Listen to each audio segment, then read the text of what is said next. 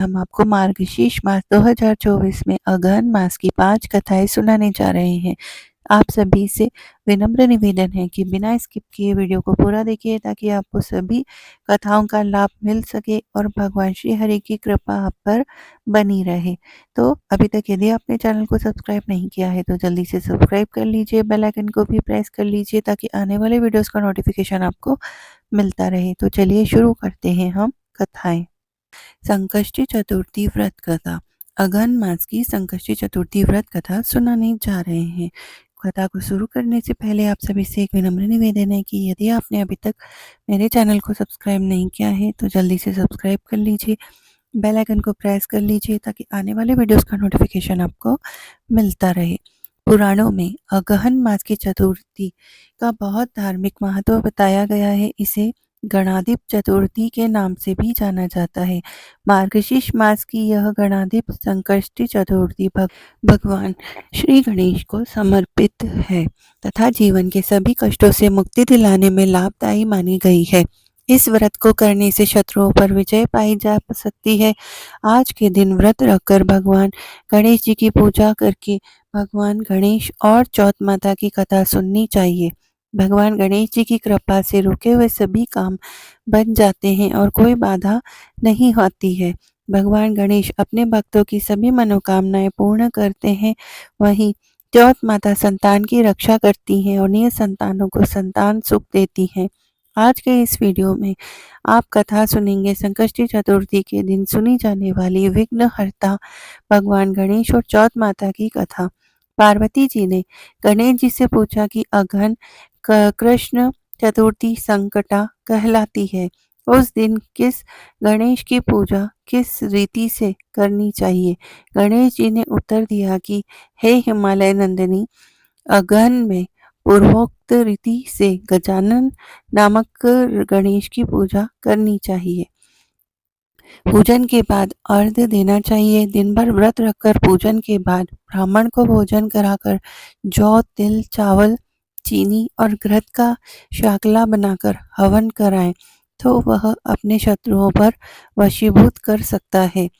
इस संबंध में मैं आपको एक प्राचीन कथा सुनाता हूँ। गणेश जी महाराज कहते हैं कि प्राचीन काल में त्रेता युग में दशरथ नामक एक प्रतापी राजा थे। वे राजा आखेट प्रिय थे। एक बार अनजाने में ही उन्होंने एक श्रवण कुमार नामक ब्राह्मण का आखेट में व्रत कर दिया। उस ब्राह्मण के अंधे माँ बाप ने राजा को श्राप दिया कि जिस प्रकार हम लोग पुत्र शोक में मर रहे हैं उसी भांति तुम्हारा भी पुत्र शोक में मरण होगा।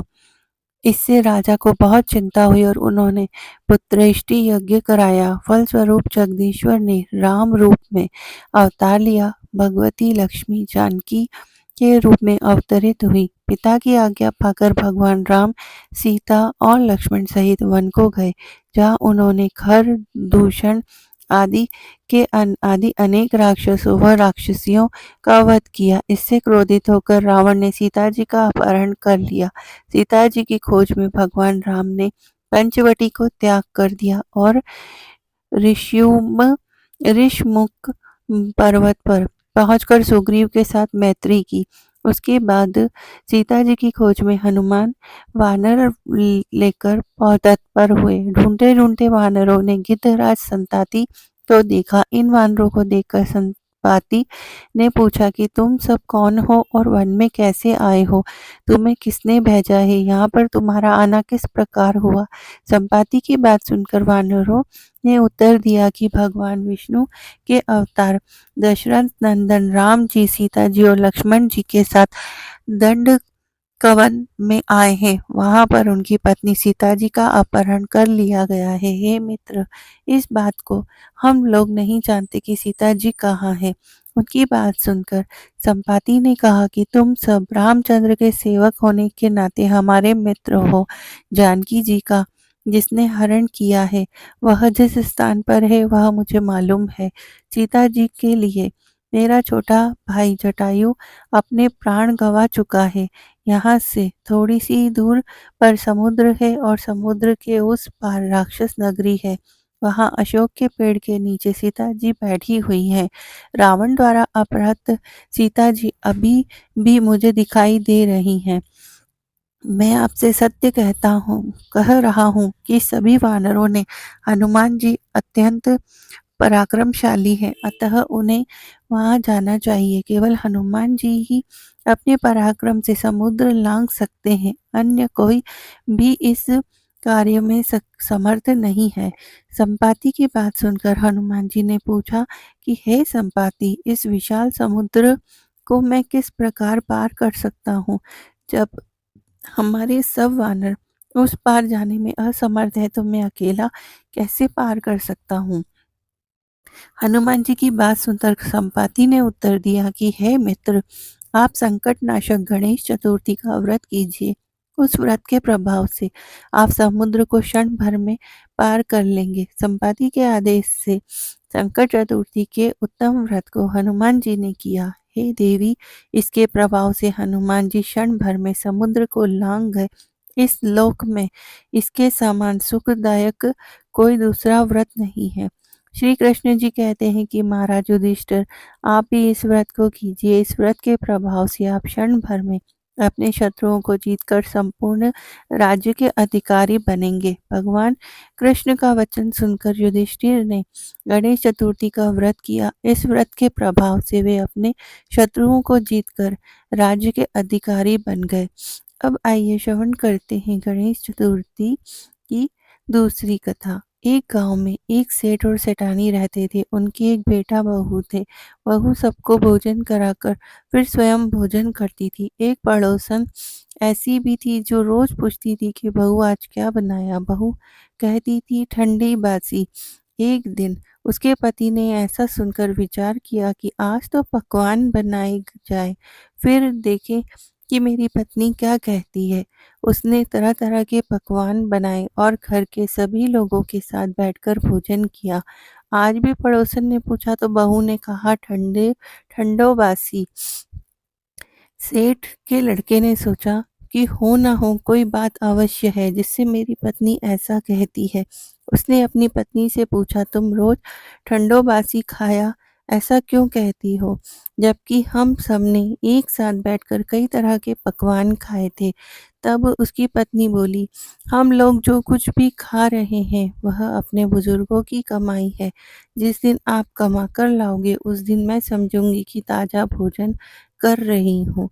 अब एक दिन लड़के ने माँ से कहा कि मैं बड़े शहर में कमाई करने जा रहा हूँ। उसने कहा कि जब मैं कमा कर लाऊंगा उसी दिन मैं समझूंगा कि ताजा भोजन कर रही हूँ। उस दिन से उस लड़के ने माँ से कहा कि मैं एक बड़े शहर में कमाई करने जा रहा हूँ। माँ बोली, बेटा, अपने पास इतना धन है, कितना भी खाओ खत्म नहीं होगा। माँ के मना करने पर भी बेटा स्वयं कमाने का दृढ़ निश्चय कर लिया और जाते समय पत्नी से कहा कि मैं जब तक कमा कर बहुत सा धन लेकर ना आ जाऊं तुम्हें चूल्हे की आग मत बुझने देना। एक दिन चूल्हे की आग बुझ गई तो वह मन ही मन घबराने लगी। उसने सोचा मेरे पति पर कोई संकट तो नहीं आया। जल्दी से पड़ोस में जाकर चूल्हे में आग डालने का विचार करके गई। वहां पड़ोसन चौथ माता की व्रत पूजन कर रही थी। पड़ोसन ने कहा, थोड़ी देर से आकर आग ले लेना। बहू ने पड़ोसन से पूछा, आप यह व्रत क्यों करती हो, इससे क्या मिलता है? तब पड़ोसन ने कहा कि चौथ माता के इस व्रत को करने से अन्न धन और लक्ष्मी मिलती है और सभी मनोकामना भी पूरी होती है।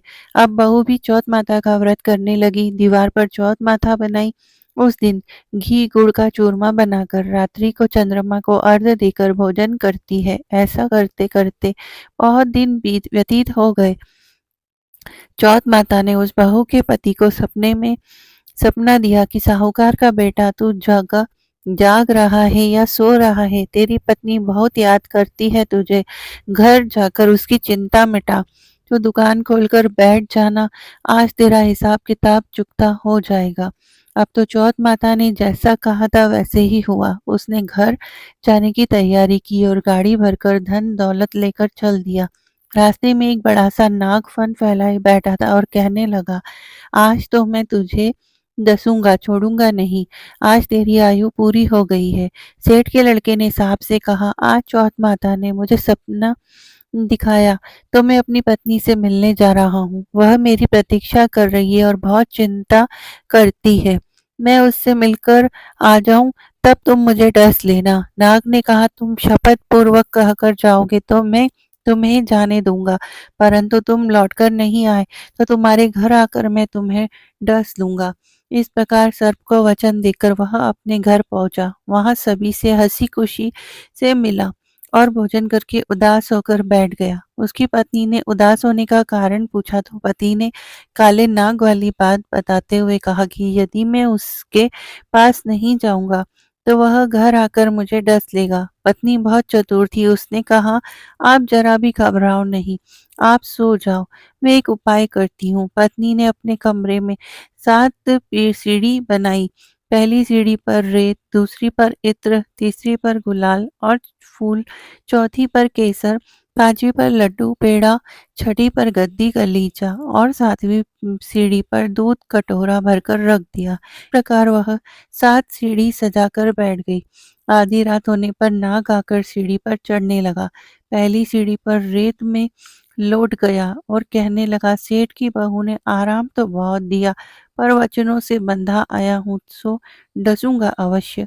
इस प्रकार 7 सीढ़ियों पर नाग आराम करता हुआ और कहता हुआ कि डसूंगा जरूर कमरे में जाने वाला था कि चौथ माता ने विचार किया कि यदि मैं इससे नहीं डस पाऊंगा तो संसार में धर्म कर्म और व्रत पूजन में कौन मानेगा। अब तो गणेश जी, चंद्रमा जी और चौथ माता ने उसे बचाने का विचार किया। चंद्रमा जी ने उजाला किया, चौथ माता ढाल बनी और गणेश जी ने तलवार लेकर नाग को मार दिया और ढाल से ढक दिया। अब बहू भी थकी हारी सो गई। दिन उगा तो लोग बेटे से मिलने आए, परंतु बेटा और बहू तो उठे ही नहीं थे। बहुत देर हो गई तो माँ उन्हें उठाने गई। उसने अर्थात माँ ने सातों सीढ़ियों पर जो कुछ देखा तो वह बहुत घबरा गई और बेटा बहू को आवाज लगाई। बेटा बहू उठे तो देखा कि एक ढाल तलवार वहां पड़ी हुई है। अब ढाल उठाई तो देखा कि काला नाग वहां मरा पड़ा है। बेटा बहू ने सोचा कि आज तो धर्म कर्म की आड़ में भगवान गणेश जी और चौथ माता ने अपनी रक्षा की है। हे चौथ माता, अपने सेठ के बेटे बहू की रक्षा की वैसे ही सबकी रक्षा कीजिए। बोलिए चौथ माता की जय। आइए अब आपको सुनाते हैं कृष्ण चतुर्थी की अगली कथा। भगवान श्री कार्तिकेय जी शिव और पार्वती के पुत्र हैं तथा सदैव बालक रूप में ही रहते हैं, परंतु उनके इस बालक स्वरूप का भी एक रहस्य है। एक बार शंकर भगवान ने पार्वती जी के साथ जुआ खेलने की अभिलाषा प्रकट की। खेल में भगवान शंकर जी अपना सब कुछ हार गए। हारने के बाद भोलेनाथ जी ने अपनी लीला को रचते हुए पत्तों के वस्त्र पहनकर गंगा के तट पर चले गए। कार्तिकेय जी को जब सारी बात पता चली तो वह माता पार्वती से समस्त वस्तुएं वापस लेने के लिए आए। इस बार खेल में पार्वती जी हार गई और कार्तिकेय जी शंकर का सारा सामान लेकर वापस चले गए। अब इधर पार्वती जी भी चिंतित हो गई कि सारा सामान भी गया और पति भी दूर हो गए। पार्वती जी ने अपनी व्यथा अपने प्रिय पुत्र गणेश जी को बताई तो मात्र भक्त गणेश जी स्वयं जुआ खेलने भगवान जी के पास पहुंचे। गणेश जी इस खेल में जीत गए और लौटकर अपनी जीत का समाचार अपनी माता पार्वती को सुनाया। इस पर पार्वती जी बोली कि उन्हें अपने पति को साथ लेकर आना चाहिए था। फिर गणेश जी भोलेनाथ जी की खोज करने निकल पड़े। भोलेनाथ जी उन्हें उनकी भेंट हरिद्वार में हुई। उस समय भोलेनाथ जी भगवान विष्णु जी और कार्तिकेय जी के साथ हरिद्वार में भ्रमण कर रहे थे। पार्वती जी से नाराज भोलेनाथ ने लौटने से मना कर दिया। भोलेनाथ जी ने भक्त रावण ने गणेश जी के वाहक मूषक को बिल्ली का रूप धारण करके डरा दिया। मूषक गणेश जी को छोड़कर भाग गए। इधर भगवान विष्णु ने भोलेनाथ की इच्छा से पासा का रूप धारण कर लिया था।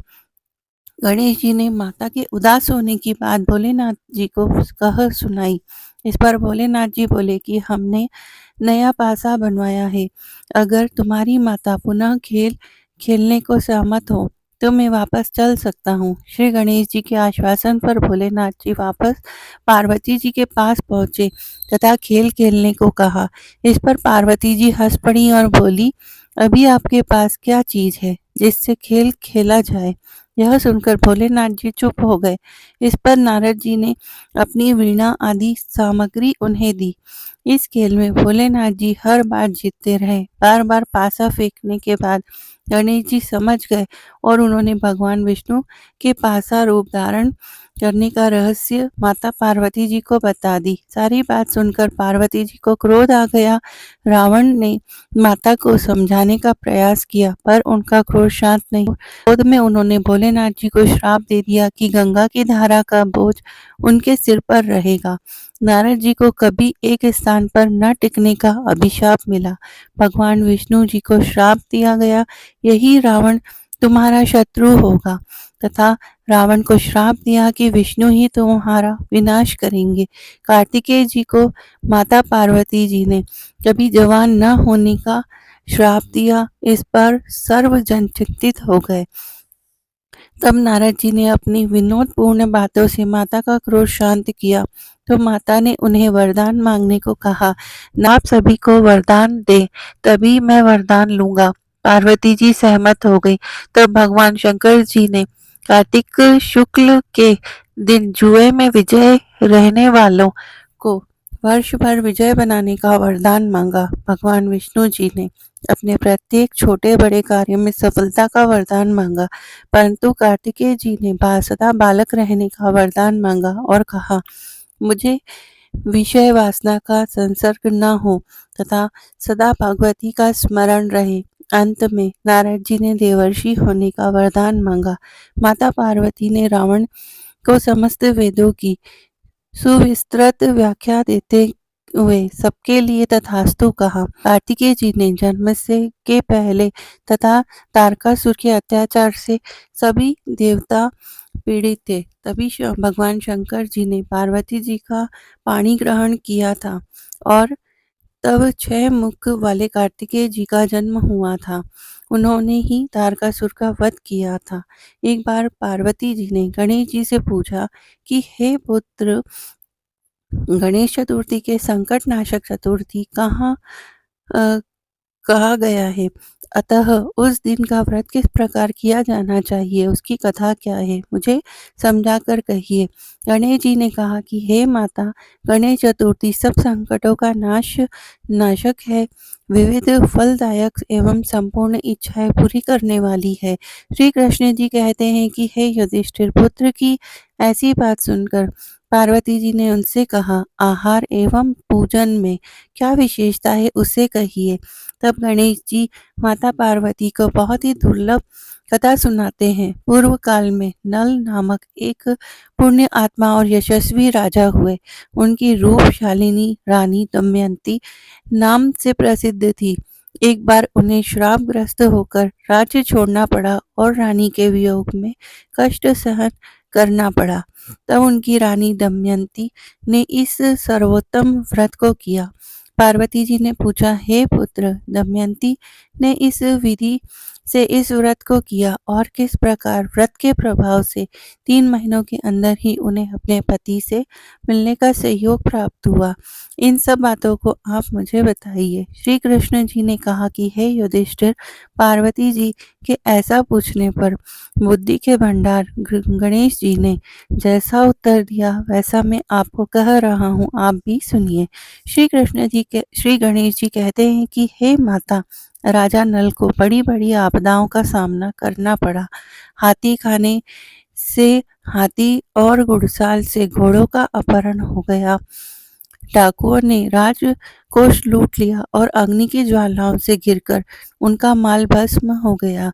राज्य को नष्ट करने वाले मंत्री लोगों ने भी साथ छोड़ दिया। राजा जुए में सब कुछ गवा बैठे और उनकी राजधानी भी उनके हाथों से निकल गई। सभी ओर से निराशा और असहाय होकर राजा नल वन में चले गए। वन में रहते समय उन्हें दमयंती के साथ अनेक कष्ट सहन करने पड़े।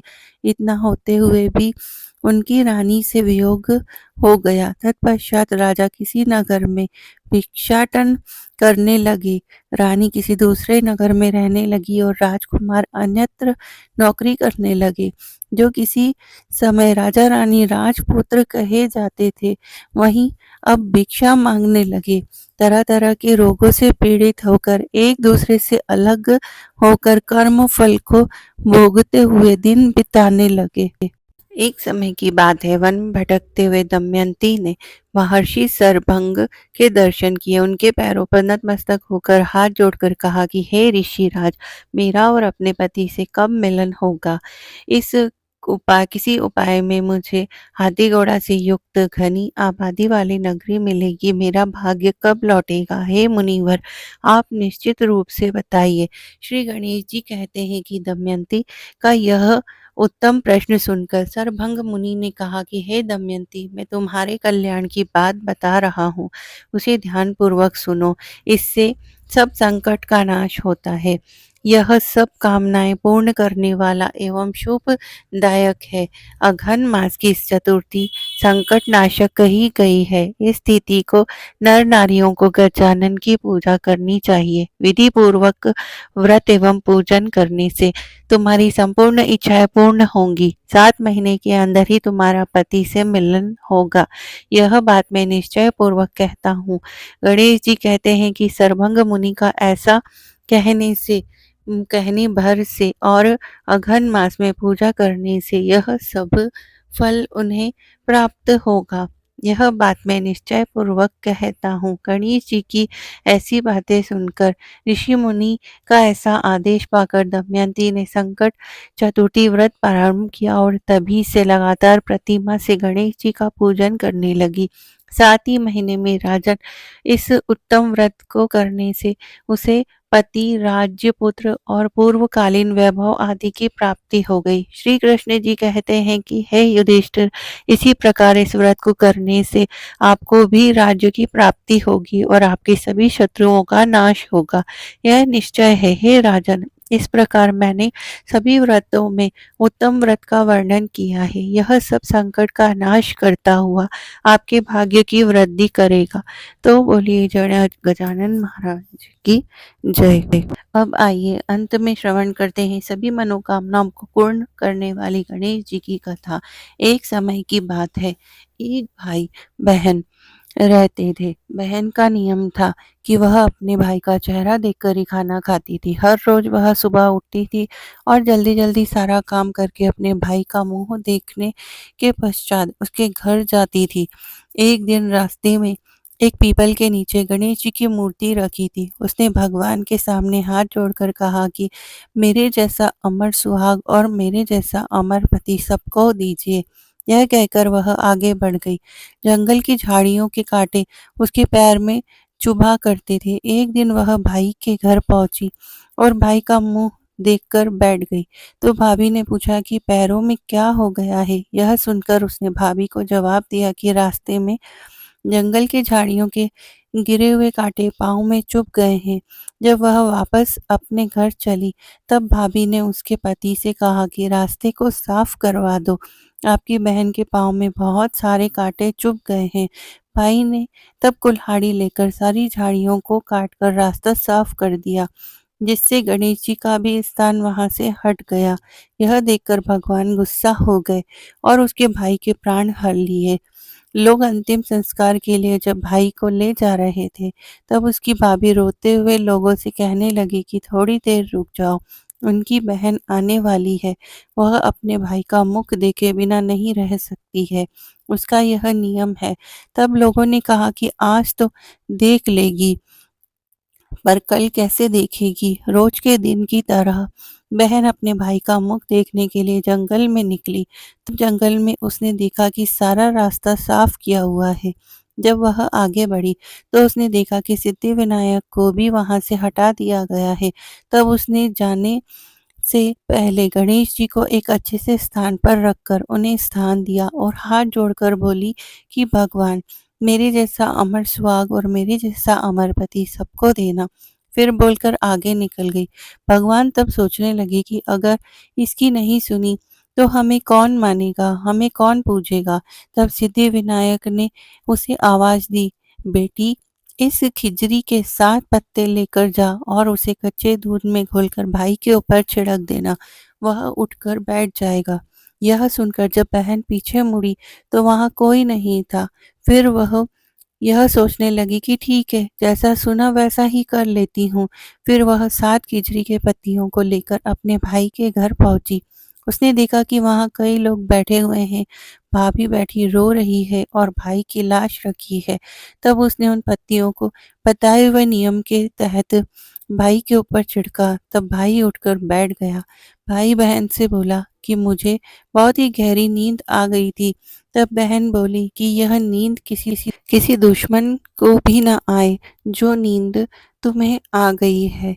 वह बोली कि यह नींद तुम्हें कभी नहीं आएगी। उसने सारी बात अपने भाई को बता दी। तो मान्यता के अनुसार यह है कि गणेश जी की चमत्कारी कहानी आपने श्रवण की। जो इस कहानी को सुनता या किसी और को सुनाता है, भगवान श्री गणेश उसकी सारी मनोकामनाएं पूर्ण करते हैं। बोलिए शंकर पार्वती भगवान की जय। अगर आपको वीडियो पसंद आई है तो चैनल को सब्सक्राइब कर लीजिए, बेल आइकन को प्रेस कर लीजिए ताकि आने वाले वीडियोस का नोटिफिकेशन आपको मिलता रहे और हम आपके लिए ऐसे ही अच्छी-अच्छी कहानियाँ, कथाएँ आते रहें।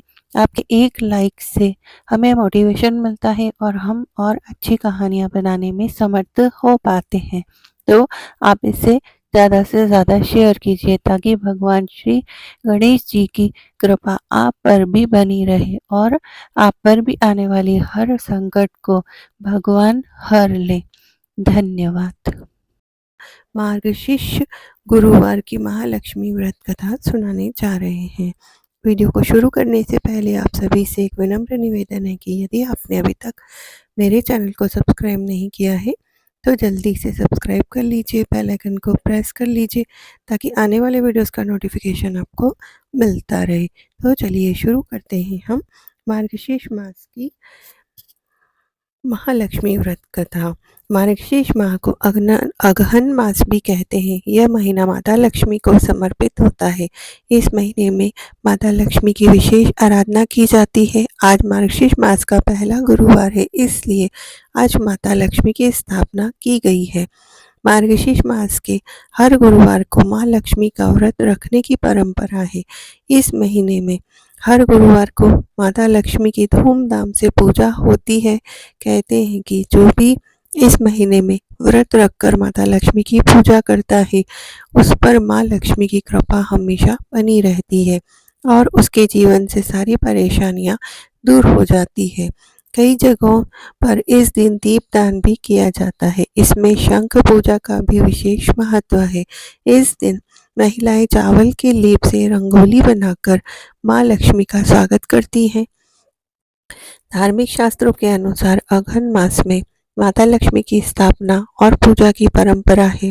ऐसी मान्यता है कि तुलसी और लक्ष्मी जी की पूजा पूरे मार्गशीर्ष या अगहन महीने में करने या फिर इस माह के हर गुरुवार को एक साथ करने पर अन्नदान करने से लक्ष्मी जी खुश होती हैं तथा उनके आगमन के बाद उनका स्थायित्व बना रहता है।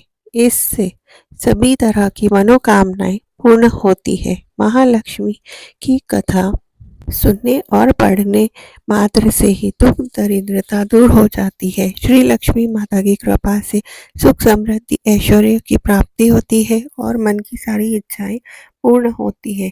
तो चलिए हम भी शुरू करते हैं और सुनते हैं महालक्ष्मी की व्रत कथा। भारतवर्ष के सौराष्ट्र देश में द्वापर युग की यह कहानी है। सौराष्ट्र में उस समय भद्रश्रवा नाम के राजा थे। वे बड़े पराक्रमी राजा थे। 4 वेद, 6 शास्त्र, 18 पुराणों के ज्ञाता थे। उनकी रानी का नाम सूरज चंद्रिका था। रानी दिखने में सुंदर और सुलक्षणा थी और पतिव्रता थी।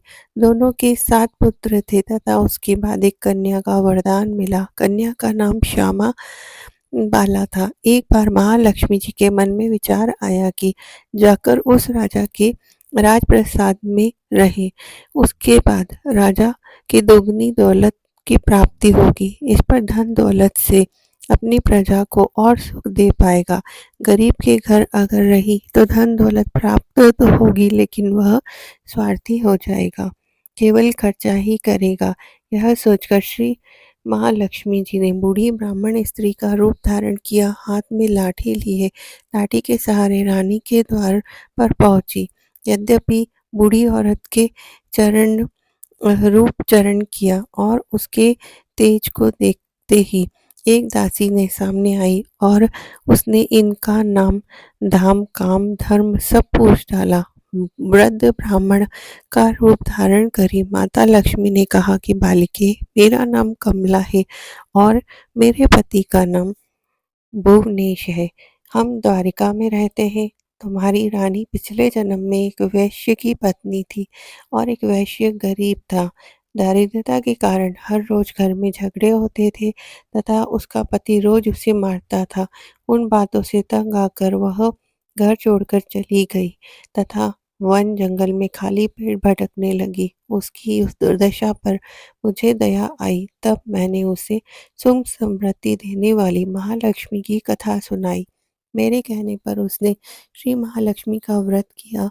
उसके बाद श्री महालक्ष्मी प्रसन्न हुई और उसकी गरीबी दूर हुई। उसका घर धन दौलत संतति संपत्ति से भर गया। बाद में पति पत्नी दोनों परलोक सिधारे। लक्ष्मी व्रत करने के कारण वे लक्ष्मी लोक में रहे। उन्होंने जितने साल महालक्ष्मी का व्रत किया उतने हजारों साल उन्हें सुख भोग मिला। इस जन्म में उसका जन्म राजघराने में हुआ है, परंतु वह श्री महालक्ष्मी का व्रत करना भूल गई है। उसे यह याद दिलाने के लिए मैं यहाँ आई हूँ। बूढ़ी की बातें सुनकर दासी ने उन्हें प्रणाम किया तथा श्री महालक्ष्मी का व्रत किस तरह किया जाए इस बारे में भी पूछा। बुढ़िया रूप धारण किए हुए श्री महालक्ष्मी माता ने दासी को पूजा की विधि तथा महिमा बताई। इसके बाद वह दासी महालक्ष्मी को प्रणाम कर रानी को बताने अंदर चली गई। राज वैभव में रहते हुए रानी को अपने ऐश्वर्य का बहुत घमंड हुआ था। संपत्ति तथा अधिकार की वजह से वह उन्मत्त हो गई थी। दासी द्वारा बताए गए बुढ़िया की बातें सुनकर वह आग बबूला होकर राजद्वार पर आकर बुढ़िया रूपी महालक्ष्मी पर बरस पड़ी। उसे यह मालूम नहीं था कि श्री महालक्ष्मी माता बुढ़िया का रूप धारण किए उसके द्वार पर आई है, परंतु रानी ने उनकी कद्र नहीं की और उनसे रूखा बर्ताव किया तथा उनका अनादर किया। अनादर देखकर माता लक्ष्मी ने वहां ठहरना ठीक न समझा और वे वहां से चल पड़ी। रास्ते में उन्हें राजकुमारी श्याम बाला मिली। उन्होंने श्याम बाला को सारी बात बताई। श्याम बाला ने अपनी ओर से श्री महालक्ष्मी माता से क्षमा मांगी और फिर माता लक्ष्मी को उस पर दया आई। उन्होंने श्याम बाला को श्री महालक्ष्मी व्रत के बारे में बताया। उस दिन अगहन अर्थात मार्गशीर्ष माह का पहला गुरुवार था। श्याम बाला ने परम श्रद्धा से श्री महालक्ष्मी का व्रत रखा। फल स्वरूप उसे इसका फल प्राप्त हुआ और उसे अपार धन की प्राप्ति हुई और राजा सिद्धेश्वर के सुपुत्र मालाधर से उसका विवाह हुआ। वह धन दौलत ऐश्वर्य वैभव से मालामाल हो गई। पति के साथ ससुराल में आनंद से रहने लगी। इधर महालक्ष्मी का रानी पर प्रकोप हुआ। फलस्वरूप राजा भद्रवा का राज्य एवं राज कारोबार नष्ट हो गया। यहाँ तक कि खाने के भी लाले पड़ गए। एक दिन रानी ने प्रजा से निवेदन किया कि हमारा दामाद इतना बड़ा राजा है और धनवान है, ऐश्वर्यशाली है, तो क्यों ना हम उनके पास चले जाएं, अपना हाल उसे बताते हैं। राजा उनके साथ चल दिया और मदद शायद कर दे। इस बात पर राजा भद्रशव दामाद के पास रवाना हुए। राज्य में पहुंचकर एक तालाब के किनारे थोड़ी देर विश्राम लेने के लिए ठहरे। तालाब से पानी लेने आते जाते दासियों ने उन्हें देखा। उन्होंने विनम्रता से उनकी पूछताछ की। जब उन्हें यह मालूम हुआ कि रानी श्यामबाला के पिता हैं, तो दौड़ते हुए जाकर उन्होंने रानी को सारी बात बताई। रानी ने दासी के हाथ राज परिधान भेजकर बड़े ठाट से उनका स्वागत किया तथा आदर सत्कार किया, खान पान करवाया। जब वे लौटने लगे तो सोने की मोहरे से भरा घड़ा दिया। राजा भद्रश्रवा जब वापस लौटे तो उन्हें देखकर रानी सूरत चंद्रिका खुश हुई। उन्होंने सोने की मोहरों से भरे घड़े का मुंह खोला तथा घड़ी में धन के बदले कोयले मिले। यह सब श्री महालक्ष्मी के प्रकोप से हुआ। इस प्रकार दुर्दशा में कई दिन बीत गए। इस बार रानी स्वयं अपनी कन्या के पास गई। वह दिन अगहन मास का अंतिम गुरुवार था।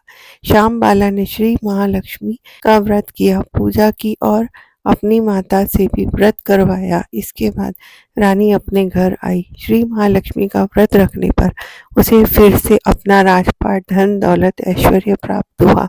वह फिर से सुख शांति आनंदमय जीवन बिताने लगी।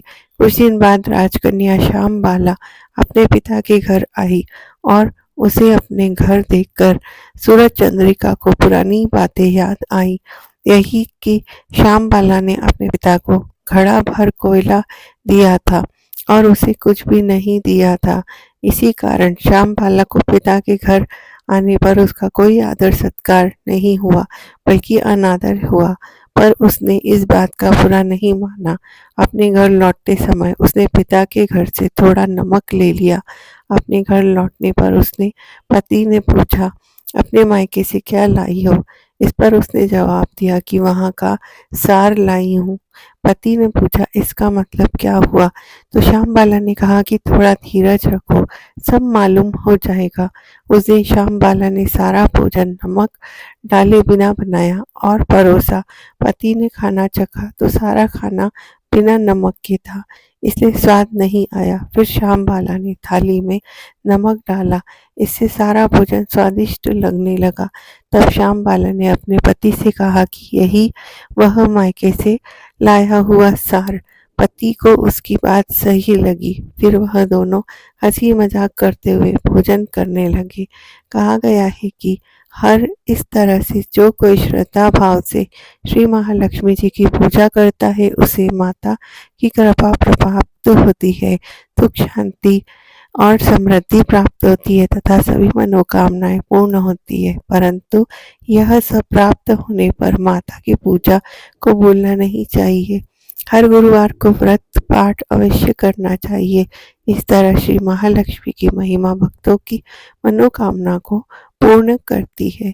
चलिए आपको दूसरी कथा श्रवण कराते हैं। महालक्ष्मी जी की पौराणिक कथा के अनुसार महाभारत काल के समय की बात है। महर्षि देवपायन व्यास जी हस्तिनापुर में आए। उनके आगमन की खबर सुनकर समस्त लोग बहुत प्रसन्न हुए और उनका आदर करने वहां पहुंचे। राजमहल में महाराज को सोने के सिंहासन पर विराजमान कर अर्घ्य आचमन करके उनका पूजन किया तथा व्यास जी के विराजमान होने पर सभी राजा रानी और मंत्री कुंती के हाथ जोड़कर प्रश्न किया कि हे मुनिवर, आप त्रिकालदर्शी हैं, आपको सभी चीजों की जानकारी है। आपसे हमारी प्रार्थना है कि कृपया स्त्रियों के लिए कुछ ऐसा व्रत पूजन बताइए जिससे हमारे राज्य में लक्ष्मी, सुख, पुत्र और परिवार सदा सुखी रहे। ऐसा सुनकर व्यास जी ने कहा कि हल ऐसे व्रत होते हैं कि जिनको करने से सदा लक्ष्मी जी स्थिर रहती हैं और सुख समृद्धि देती हैं। यह श्री महालक्ष्मी का व्रत है जिसे 16 दिनों तक किया जाता है और जिसका पूजन प्रति वर्ष अश्विन कृष्ण पक्ष की अष्टमी तिथि को किया जाता है। तब महारानी गांधारी ने पूछा कि हे महात्मन, यह व्रत कैसे प्रारंभ किया जाता है, इसका विधान क्या है, कृपया हमें विस्तार से बताने की कृपा करें। तब व्यास जी कहने लगे कि भाद्रपद शुक्ल पक्ष की अष्टमी तिथि के दिन सुबह मन में व्रत का संकल्प करें। संकल्प लेकर किसी जलाशय में जाकर स्नान करें और साफ स्वच्छ वस्त्र या नए वस्त्र धारण करें। दुर्वा से महालक्ष्मी जी को जल का तर्पण करें। फिर प्रणाम करके उसके बाद घर आकर शुद्ध 16 धागों वाले धागे को एक धागा बनाकर उसकी गांठ लगाना चाहिए। फिर 16 दिन की 16 गांठों का एक धागा तैयार करें। अश्विन माह के कृष्ण पक्ष की अष्टमी तिथि को व्रत रखकर मंडप बनाकर चंदोवा दान कर उसके नीचे मिट्टी के हाथों से महालक्ष्मी जी की मूर्ति स्थापित कर तरह तरह के पुष्पों से लक्ष्मी जी को हाथी का पूजन करें।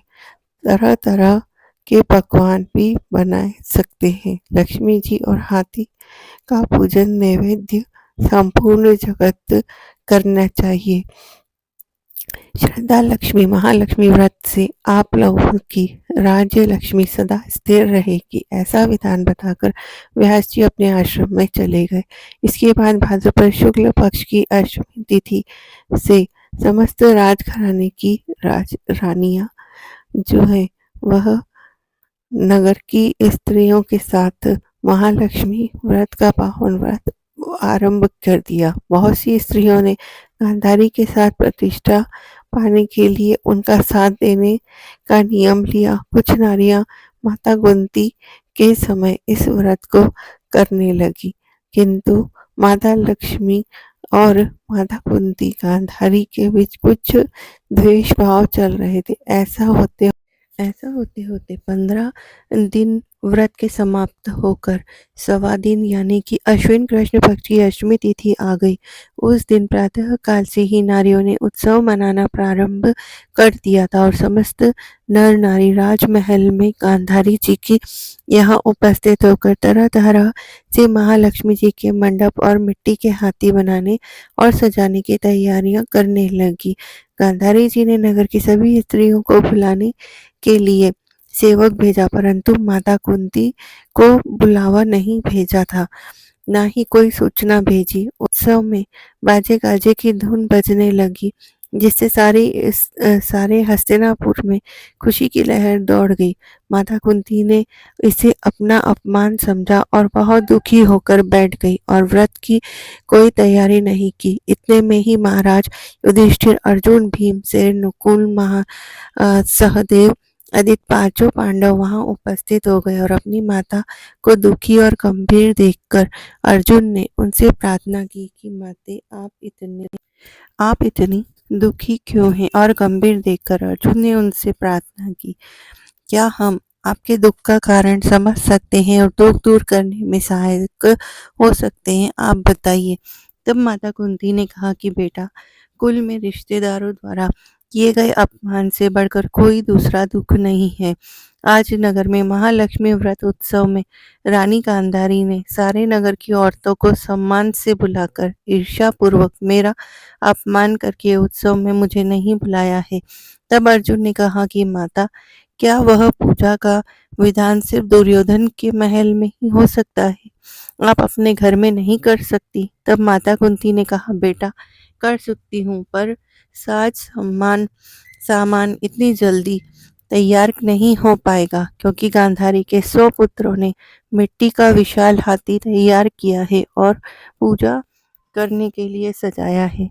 ऐसा विधान तुमसे नहीं बन पाएगा। उनके उत्सव की तैयारी आज दिन भर से हो रही है।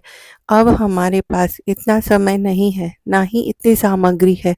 तब पार्थ ने माता लक्ष्मी से कहा कि माता, आप पूजा की तैयारी कर नगर में बुलावा भेजिए। मैं ऐसा हाथी पूजन में लेकर आऊंगा कि हस्तिनापुर वासियों ने कभी देखा नहीं होगा, ना ही कभी उसका पूजन किया होगा। मैं आज ही इंद्रलोक से इंद्र का हाथी ऐरावत, जो कि बहुत ही पूजनीय है, उसे बुलाकर लेकर आता हूँ। आप अपनी तैयारी कीजिए। इधर माता कुंती ने सारे नगर में पूजा का ढिंढोरा पिटवा दिया। अब पूजा की विशाल तैयारी होने लगी। तब अर्जुन ने सूरपति इंद्र को ऐरावत भेजने के लिए पत्र लिखा। एक दिव्य बाण में बांधकर धनुष पर रखकर देवलोक इंद्र की सभा में फेंका। उस पत्र को देवराज इंद्र ने पढ़ा और फिर अर्जुन को उत्तर लिखा, हे पांडु कुमार, मैं ऐरावत को भेज तो दूंगा, परंतु वह इतनी जल्दी स्वर्ग से कैसे उतर सकता है? तुम ही इसका उत्तर शीघ्र लिखो। पत्र पाकर अर्जुन ने बाणों का रास्ता बनाकर हाथी के उतरने की बात लिखकर पत्र वापस कर दिया। अब इधर स्वर्ग लोक में इंद्र ने सारथी को आज्ञा दी, हाथी को पूर्ण रूप से सजाकर हस्तिनापुर में उतारने का प्रबंध किया जाए। महावत ने तरह तरह के साज सम्मान से ऐरावत हाथी को सजाया। देवलोक की अंबर झूल डाली गई। स्वर्ण की पालकी रत्न जड़ित कलश से बांधी गई। माथे पर रत्न जड़ित जाली सजाई गई। पैरों में घुंघरू सोने की मड़ियां बांधी गई, जिनकी चौकाचौंध पर मानव जाति की आंखें ठहर नहीं सकती थी। इधर सारे नगर में धूम हुई कि माता कुंती के घर सजीव इंद्र का ऐरावत बाणों के रास्ते स्वर्ग से उतरकर पूजा में आएगा। अब सारे नगर के नर नारी बालक और वृद्धों की भीड़ ऐरावत को देखने के लिए माता कुंती के द्वार पर एकत्रित होने लगी। गांधारी के राजमहल में भी इस बात की चर्चा फैल गई। अब तो नगर की नारियां पूजा थाली लेकर वहां से भागने लगी। माता कुंती के महल में उपस्थित होकर देखने लगी और देखते ही देखते सारा महल पूजा करने वाली नारियों से भर गया। सारे नगर में ऐरावत के दर्शनों के लिए गली, सड़क, महल और अटारी में एकत्रित हो गए।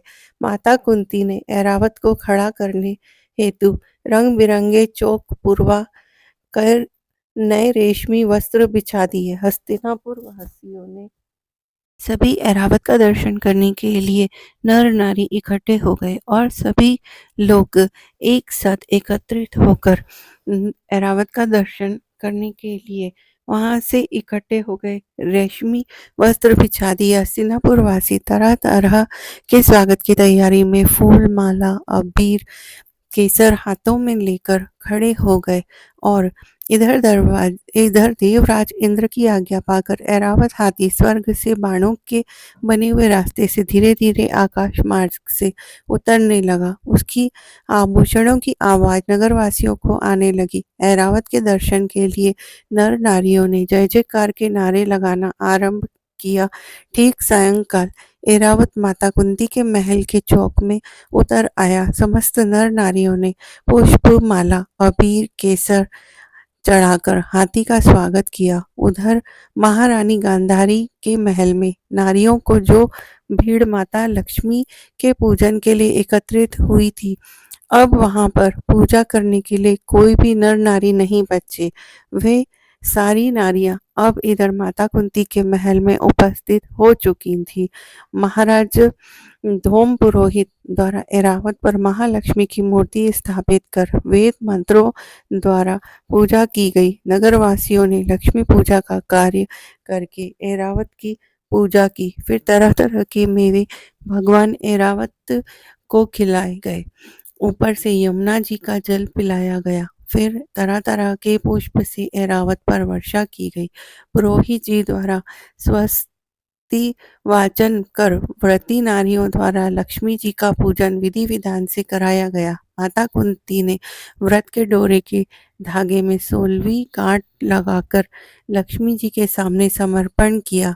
ब्राह्मणों को पकवान, मेवा, मिठाई देकर भोजन की व्यवस्था की गई।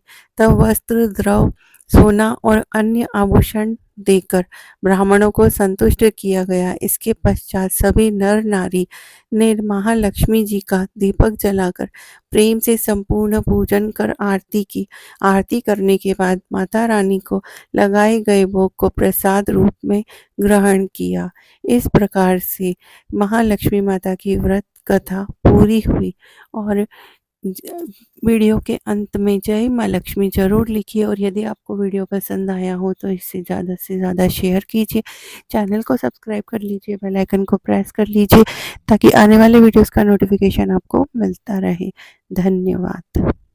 में हम आपको माँ अन्नपूर्णा की व्रत कथा सुनाने जा रहे हैं। अगहन मास के शुक्रवार को अन्नपूर्णा माता की व्रत कथा सुनी जाती है। माँ अन्नपूर्णा जो कि अन्न की देवी है।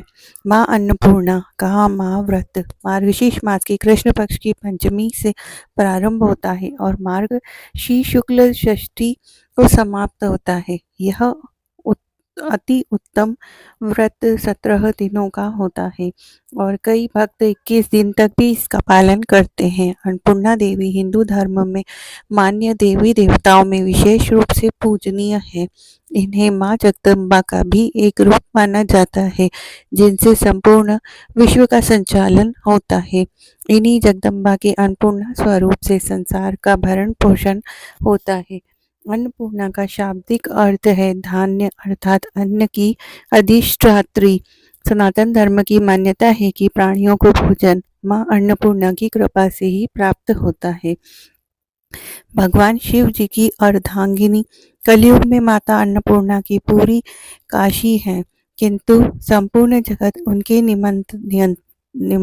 नियंत्रण में है। बाबा विश्वनाथ की नगरी काशी के अन्नपूर्णा जी के आधिपत्य में आने की कथा बड़ी ही रोचक है। भगवान शंकर जब पार्वती के संग देव विवाह करने के पश्चात उनके पिता के क्षेत्र हिमालय के अंतर्गत के कैलाश पर रहने गए, तब देवी ने अपने मायके में निवास करने की बजाय अपने पति की नगरी काशी में रहने की इच्छा व्यक्त की।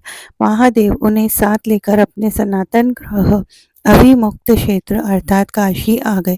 काशी उस समय केवल एक महाशमशान नगरी थी। माता पार्वती को सामान्य गृहस्थ स्त्री के समान ही अपने घर का मात्र शमशान होना नहीं भाया। इस पर यह व्यवस्था बनी कि सत्य, त्रेता और द्वापर इन तीनों युगों में काशी शमशान रहे और कलयुग में यह अन्नपूर्णा की पूरी होकर बसे। इसी कारण वर्तमान समय में मां अन्नपूर्णा का मंदिर काशी का प्रधान देवी पीठ हुआ। स्कंद पुराण के काशी खंड में लिखा है कि भगवान विश्वेश्वर गृहस्थ हैं और भवानी उनकी देवी हैं। तो इससे हमें यह पता चलता है कि उसके बाद उन्होंने काशी गृहस्थी चलाई है। अतः काशीवासियों के योग क्षेम का भार इन्हीं पर है। ब्रह्मवेत्त पुराण के काशी रहस्य के अनुसार भवानी ही अन्नपूर्णा है, परंतु जनमानस आज भी अन्नपूर्णा को ही भवानी मानते हैं। श्रद्धालुओं की ऐसी धारणा है कि मां अन्नपूर्णा की नगरी काशी में कभी कोई भूखा नहीं सोता है। भगवती अन्नपूर्णा पृथ्वी पर साक्षात कल्पना है, क्योंकि ये अपने भक्तों को मनोवांछित फल प्रदान करती है। स्वयं भगवान शंकर इनकी प्रशंसा में कहते हैं कि मैं अपने पांचों मुख से भी अन्नपूर्णा का पूरा गुण गान कर सकने में असमर्थ हूँ। यद्यपि भगवान विश्वनाथ काशी में शरीर त्यागने वाले को तारक मंत्र देकर मुक्ति प्रदान करते हैं, तथापि इसकी याचना मां अन्नपूर्णा से ही की जाती है। गृहस्थ धन धान्य की तो योगी ज्ञान वैराग्य की भिक्षा इनसे मांगते हैं। अब श्रवण करते हैं हम माता अन्नपूर्णा की व्रत कथा। एक समय की बात है, काशी निवासी धनंजय की पत्नी का नाम सुलक्षणा था। उसे अन्य सब सुख प्राप्त थे, केवल निर्धनता ही उसके दुख का एकमात्र कारण थी। यह दुख उसे हर समय सताता रहता था। एक दिन सुलक्षणा पति से बोली कि स्वामी, आप कुछ उद्यम क्यों नहीं करते, काम पर चलें।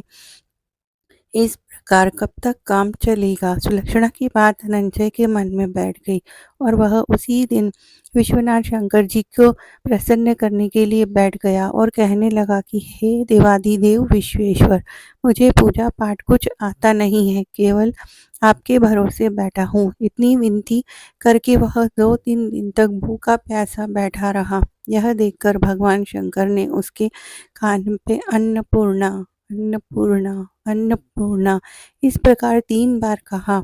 यह कौन क्या कह गया? इसी सोच में धनंजय पड़ गया कि मंदिर से आते हैं ब्राह्मणों को देखकर पूछने लगा, पंडित जी, अन्नपूर्णा कौन है? ब्राह्मणों ने कहा, तू अन्न छोड़ बैठा है तो तुझे अन्न की ही बात सूझती है। जा घर जाकर अन्न ग्रहण कर।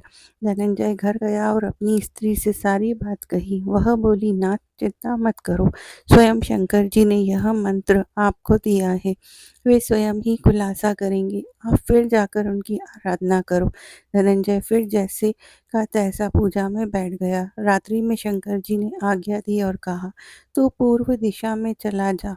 वह अन्नपूर्णा का नाम जपता जाता और रास्ते में फल खाता तथा झरनों का पानी पीता जाता। इस प्रकार वह बहुत दिनों तक चलता गया।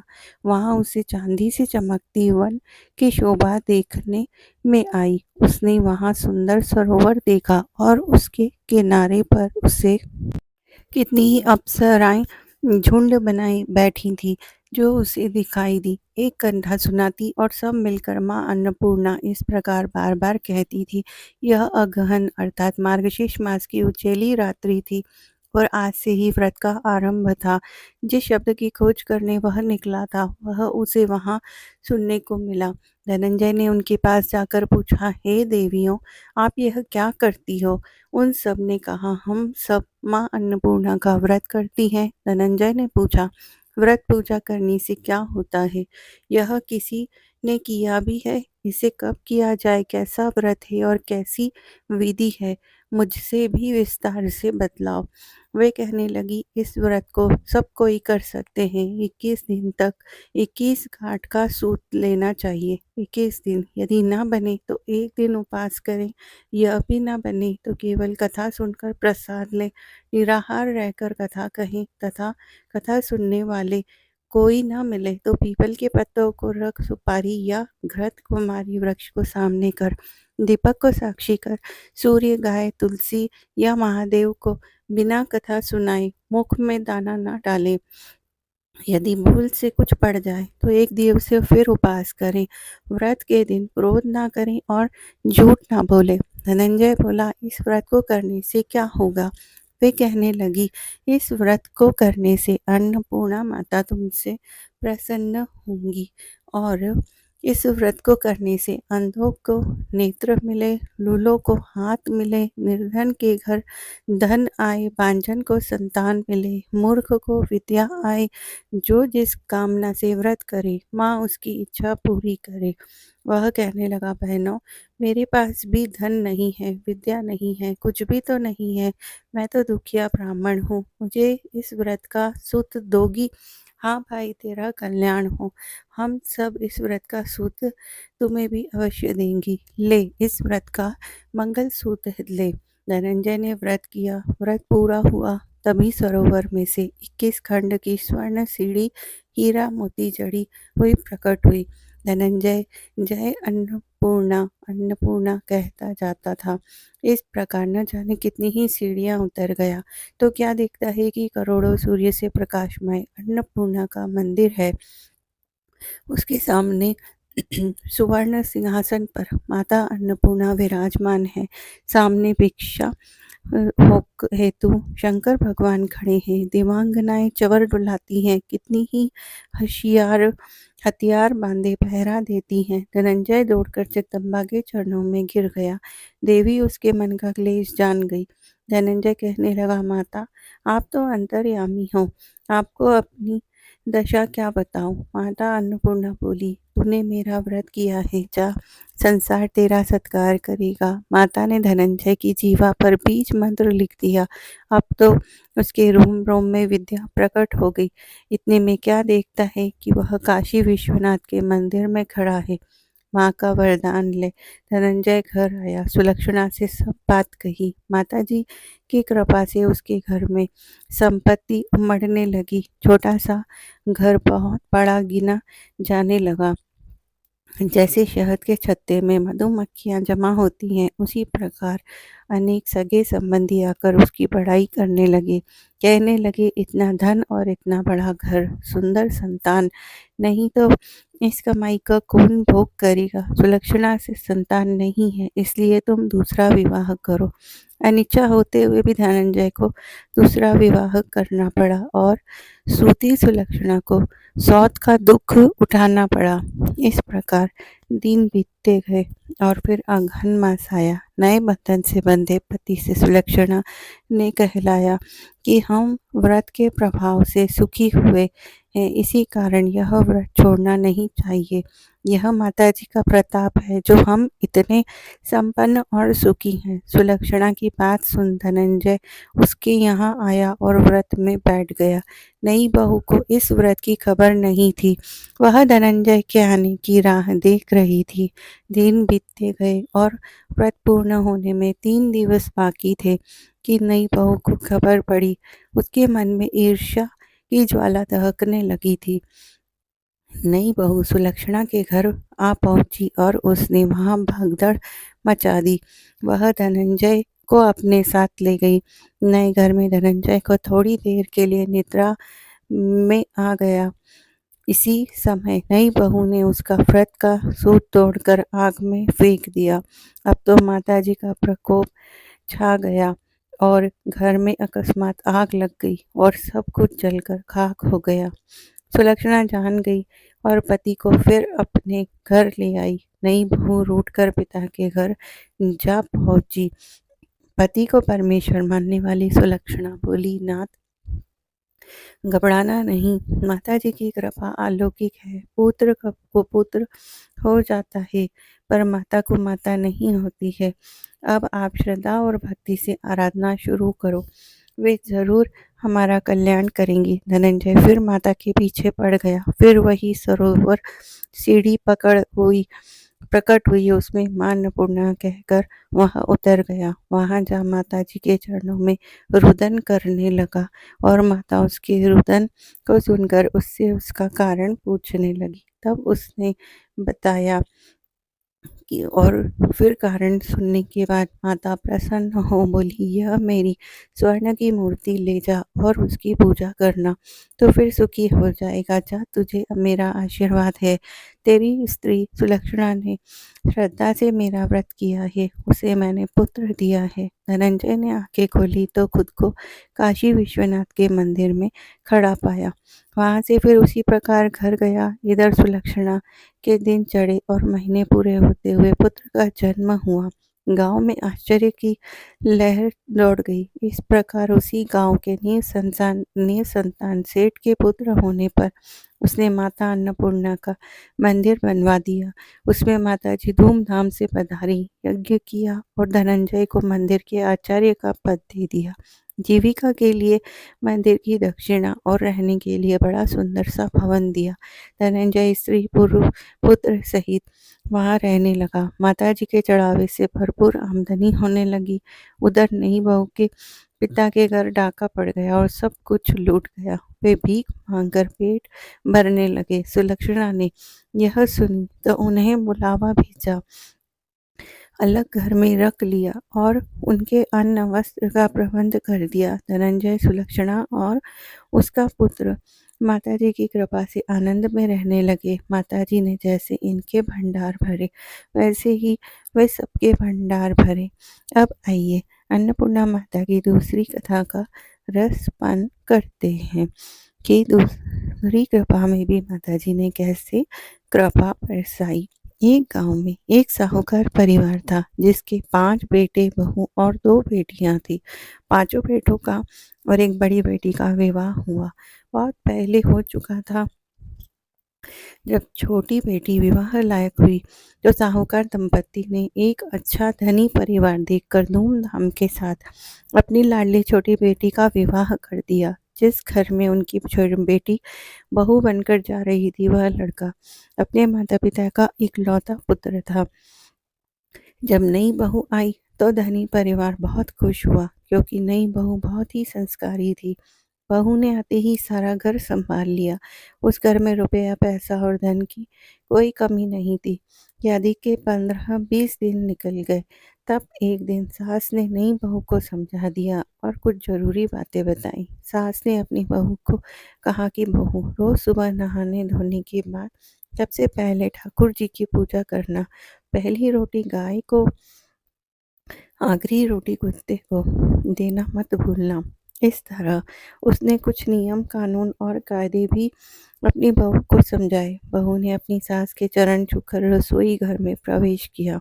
बहू ने 4 लोगों जितना खाना बनाकर रख दिया। फिर सास-ससुर और पति के खाने के बाद जब बहू खाने बैठी तो रोटी का टिफ़िन खाली निकला। तब बहू थोड़ी-सी दाल और चावल खाकर रह गई। वह मन ही मन सोचने लगी कि शायद मैंने आटा कम लिया था। शाम को उसने मेरे लिए एक कटोरी और ज़्यादा आटा लूँगी ताकि मेरे लिए भी रोटी बच सके। फिर उस दिन शाम को बहू ने 1 कटोरी आटा ज़्यादा लगाया और रोटी बनाकर सब्जी बनाकर रख दी। शाम को पति के आने के बाद सास-ससुर और पति ने खाना खाया। उन्होंने खाना खाने के बाद जब बहू खाना खाने बैठी तो उसने रोटी का टिफ़िन खोलकर देखा तो उसमें एक भी रोटी नहीं बची थी। वह मन ही मन बहुत सोचने लगी कि मैंने शाम को 4 रोटी का आटा ज़्यादा लगाया था, फिर भी कैसे नहीं बचा? फिर भी मेरे लिए रोटी नहीं बची। वह फिर से सब्जी खाकर और पानी पीकर सो गई। दूसरे दिन उसने फिर से 4 रोटी का आटा ज़्यादा लगाया। उसने रोटी, दाल, चावल और रायता बनाकर रखा। सास-ससुर और पति के खाने के बाद जब वह खुद खाना खाने बैठी, तो उसने मन ही मन सोचा कि आज तो मेरे लिए रोटियाँ ज़रूर बचेंगी, क्योंकि आज तो मैंने कल से भी ज़्यादा आटा लगाया था। लेकिन जब उसने रोटी का टिफ़िन खोला तो फिर से टिफ़िन खाली निकला। वह फिर से दाल-चावल और रायता खाकर ही रह गई। वह समझ ही नहीं पा रही थी कि ऐसा क्यों हो रहा है? कौन है जो नहीं चाहता कि मैं रोटी खाऊँ? दिन प्रतिदिन वह सूखने लगी और कमज़ोर पड़ने लगी, परंतु संकोचवश वह किसी से कुछ न कहती।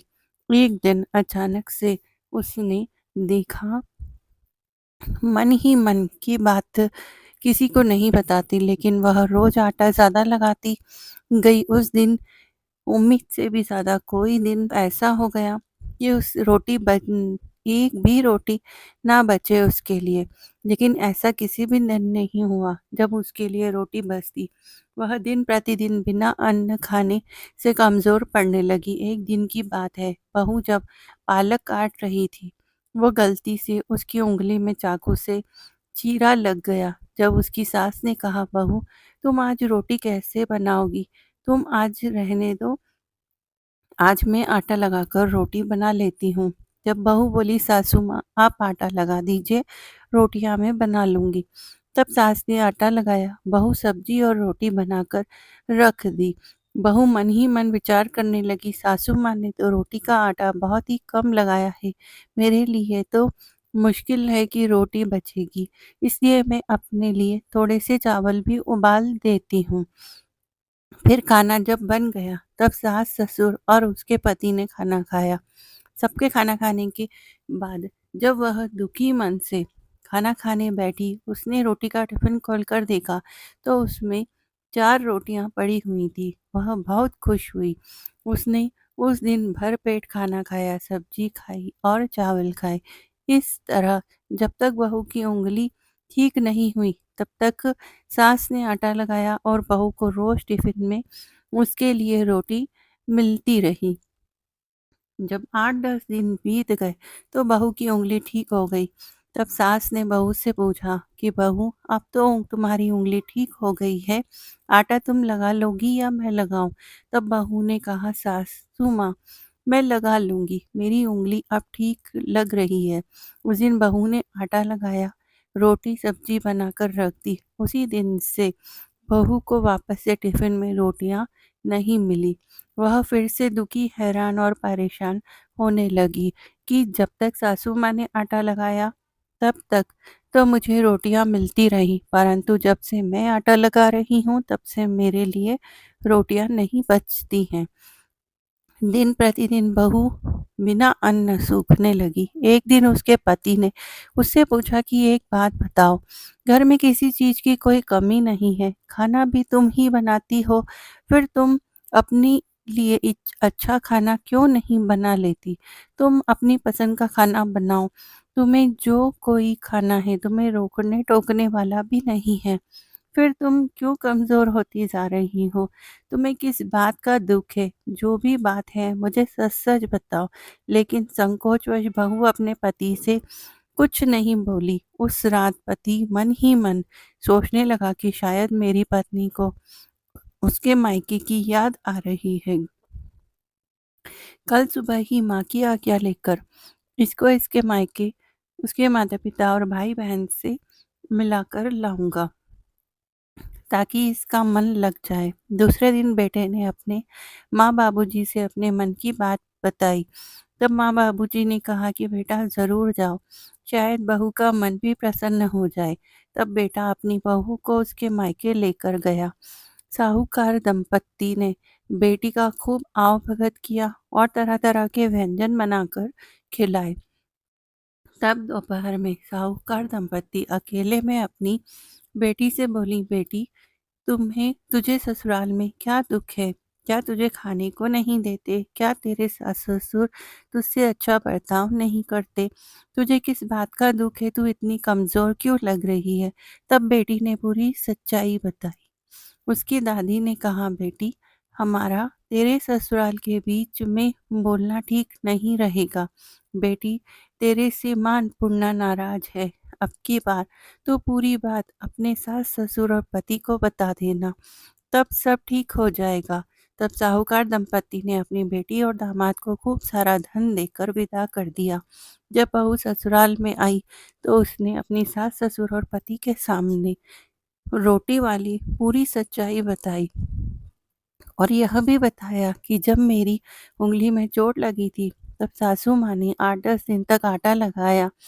तब उन दिनों में रोज़ मेरे लिए रोटियाँ बनती थी, लेकिन जब वापस से मैं आटा लगाने लगी, मेरे लिए रोटियाँ नहीं बचती। तब सास को पूरी बात समझ में आ गई। सास और बहू को चौके अर्थात रसोई में लेकर गई और आटे के डिब्बे में से आटा निकाला। बहू के सामने आटा लगाने के बाद परात में एक कोने में गूँथे हुए आटे को रखा और गूँथे हुए आटे पर अपनी पाँचों उँगलियों का छाप छोड़ दिया। सास ने बहू से कहा, शायद यह मेरी गलती है कि मैंने तुझे नहीं बताया। अब देखो बहू, यह चिन्ह माँ अन्नपूर्णा के हैं। माँ लक्ष्मी का माना जाता है। ऐसा करने से घर में कोई सदस्य भूखा नहीं रहता। उस दिन के बाद बहू आटा लगाने के बाद खुद के हाथ की उँगलियों का चिन्ह आटे पर छोड़ने लगी।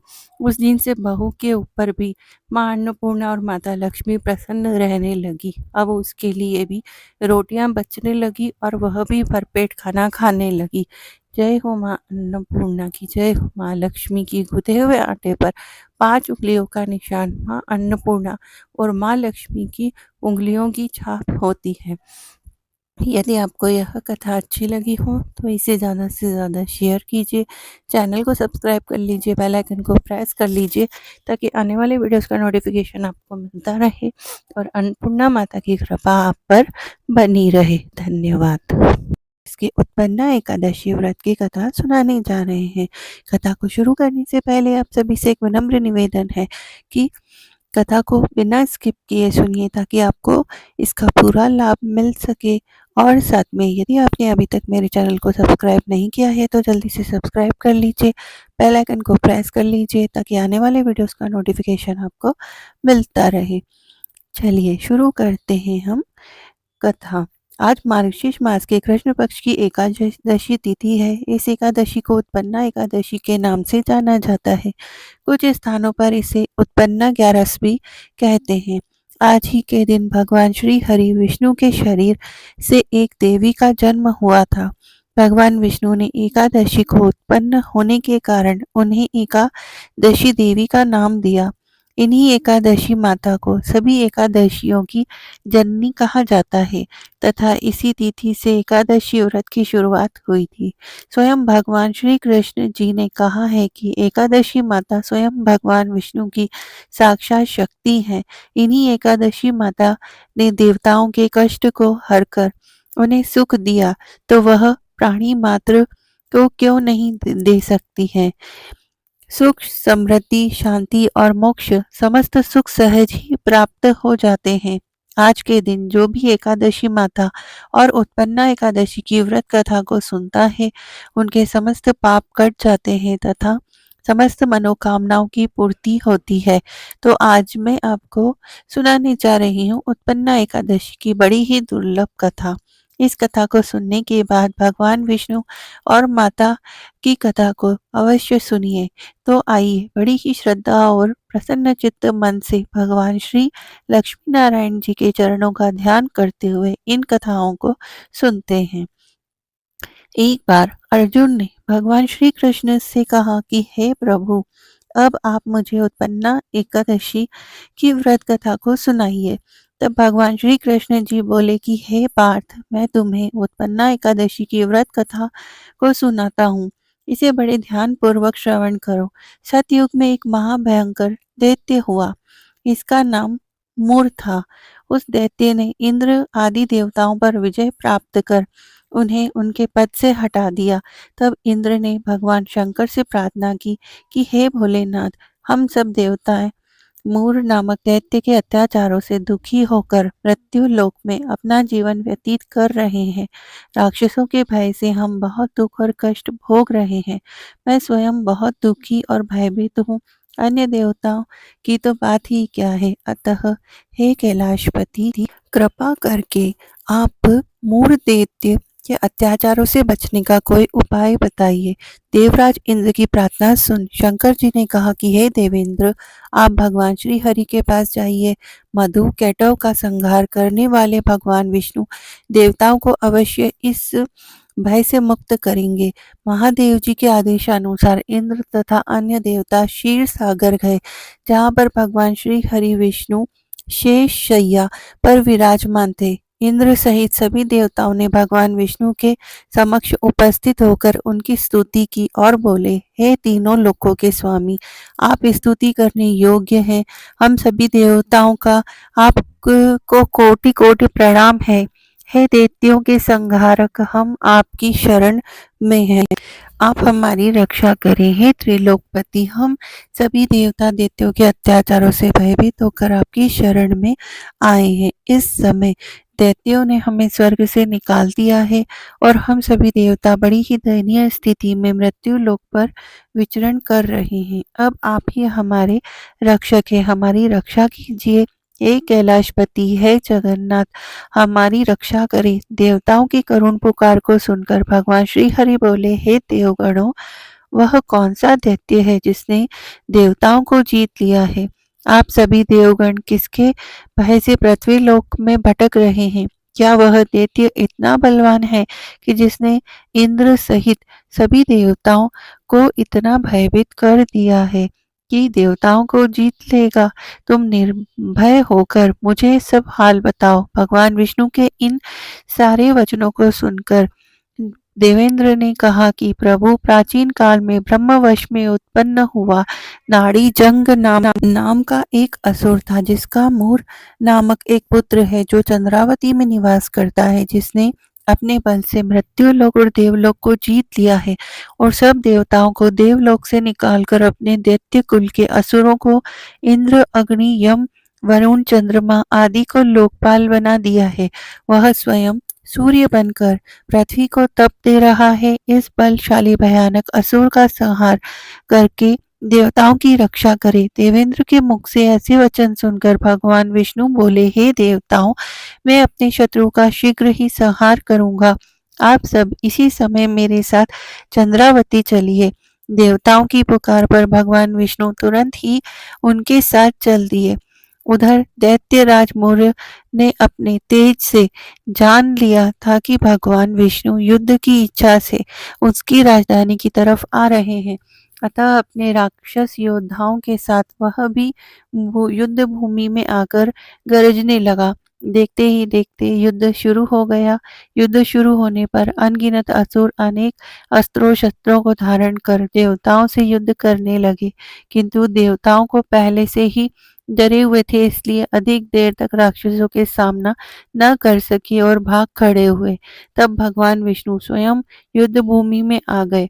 दैत्य पहले से ही ज्यादा जोश में भरकर भगवान विष्णु से युद्ध करने लगा। वे अपने अस्त्र शस्त्रों से उन पर भयंकर प्रहार करने लगा।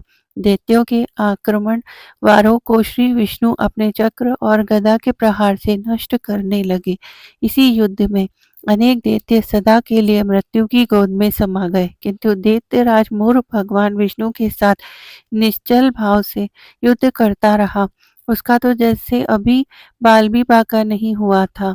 वह बिना डरे युद्ध कर रहा था। भगवान विष्णु मूर्ख को मारने के लिए जिन जिन शस्त्रों का प्रयोग करने पर भी भगवान को वह मात दिए जा रहा था। भगवान श्री हरि उस असुर से देवताओं के लिए 1000 वर्ष तक युद्ध करते रहे, किंतु उस असुर से जीत नहीं सके। अंत में भगवान विष्णु शांत होकर विश्राम करने की इच्छा से बद्रिक आश्रम स्थित हेमवती नाम की एक गुफा में प्रवेश कर गए। हे अर्जुन, उस गुफा में प्रभु ने शयन किया। भगवान विष्णु के पीछे पीछे वह दैत्य भी वहां चला आया। भगवान श्री हरि को सोता देखकर वह उन्हें मारने को तैयार हो गया। वह सोच रहा था कि मैं आज अपने चीर शत्रु को मारकर हमेशा हमेशा के लिए स्वतंत्र हो जाऊंगा, परंतु उसकी यह इच्छा पूर्ण न हो सकी, क्योंकि उसी समय भगवान विष्णु की देह से दिव्य वस्त्र धारण किए एक अत्यंत मोहिनी कन्या उत्पन्न हुई और राक्षस को ललकार कर उससे युद्ध करने लगी। उस कन्या को देखकर राक्षस को घोर आश्चर्य हुआ और वह सोचने लगा कि ऐसी दिव्य कन्या कहाँ से उत्पन्न हुई, और फिर वह असुर उस कन्या से लगातार युद्ध करता रहा। कुछ समय बीतने पर उस कन्या ने क्रोध में आकर उस दैत्य के अस्त्र शस्त्रों के टुकड़े टुकड़े कर दिए और उसका रथ तोड़ डाला। अब तो उस दैत्य को बड़ा ही क्रोध आया और वह सारी मर्यादा भी भूल गया और भंग करते हुए उसने उस कन्या से मल्ल युद्ध करने लगा। उस तेजस्वी कन्या ने उसको धक्का मारकर मूर्छित कर दिया और उसकी मूर्छा टूटने से पूर्व ही उसका सिर काटकर धड़ से अलग कर दिया। सिर कटते ही वह असुर पृथ्वी पर गिरकर मृत्यु को प्राप्त हो गया। बाकी बचे असुर अपने राजा का ऐसा दुखद अंत देखकर भयभीत होकर पाताल लोक में भाग गए। भगवान विष्णु जब निद्रा से जागे तो उस असुर को मरा देखकर उन्हें घोर आश्चर्य हुआ और वह सोचने लगे कि इस महाबली को किसने मारा है। तब वह तेजस्वी कन्या श्री हरि से हाथ जोड़कर बोली, जगदीश्वर, यह असुर आपको मारना चाहता था, तब मैंने आपके शरीर से उत्पन्न होकर इस असुर का वध किया है। कन्या की बात सुनकर भगवान बोले, तुमने इस असुर को मारा है, इसलिए हे कन्या, मैं तुम्हें अत्यंत प्रसन्न हूँ तुमसे। इसे मारकर तुमने तीनों लोकों के देवताओं के कष्टों को हरा है, इसलिए तुम अपनी इच्छा अनुसार वरदान मांग लो। मैं तुम्हारी प्रत्येक इच्छा को पूर्ण करूंगा। भगवान की बात सुनकर कन्या बोली, हे प्रभु, मुझे यह वरदान दीजिए कि जो भी मनुष्य या देव मेरा व्रत करे उसके सभी पाप नष्ट हो जाए और अंत में उसे स्वर्ग लोक की प्राप्ति हो। मेरे व्रत का आधा फल रात्रि को मिले, आधा फल एक समय भोजन करने वाले को मिले। जो श्रद्धालु भक्ति पूर्वक मेरे व्रत को करे वह निश्चय ही बैकुंठ लोक को प्राप्त करे। जो मनुष्य मेरे व्रत में 3 दिन दिन तथा रात्रि में एक बार भोजन करे वह धन धान्य से भरपूर रहे। कृपया करके मुझे ऐसा वरदान दीजिए। भगवान श्री हरि ने कहा कि हे कन्या, ऐसा ही होगा। मेरे और तुम्हारे भक्त एक ही होंगे और अंत में संसार में प्रसिद्धि को प्राप्त होकर मेरे लोक को प्राप्त करेंगे।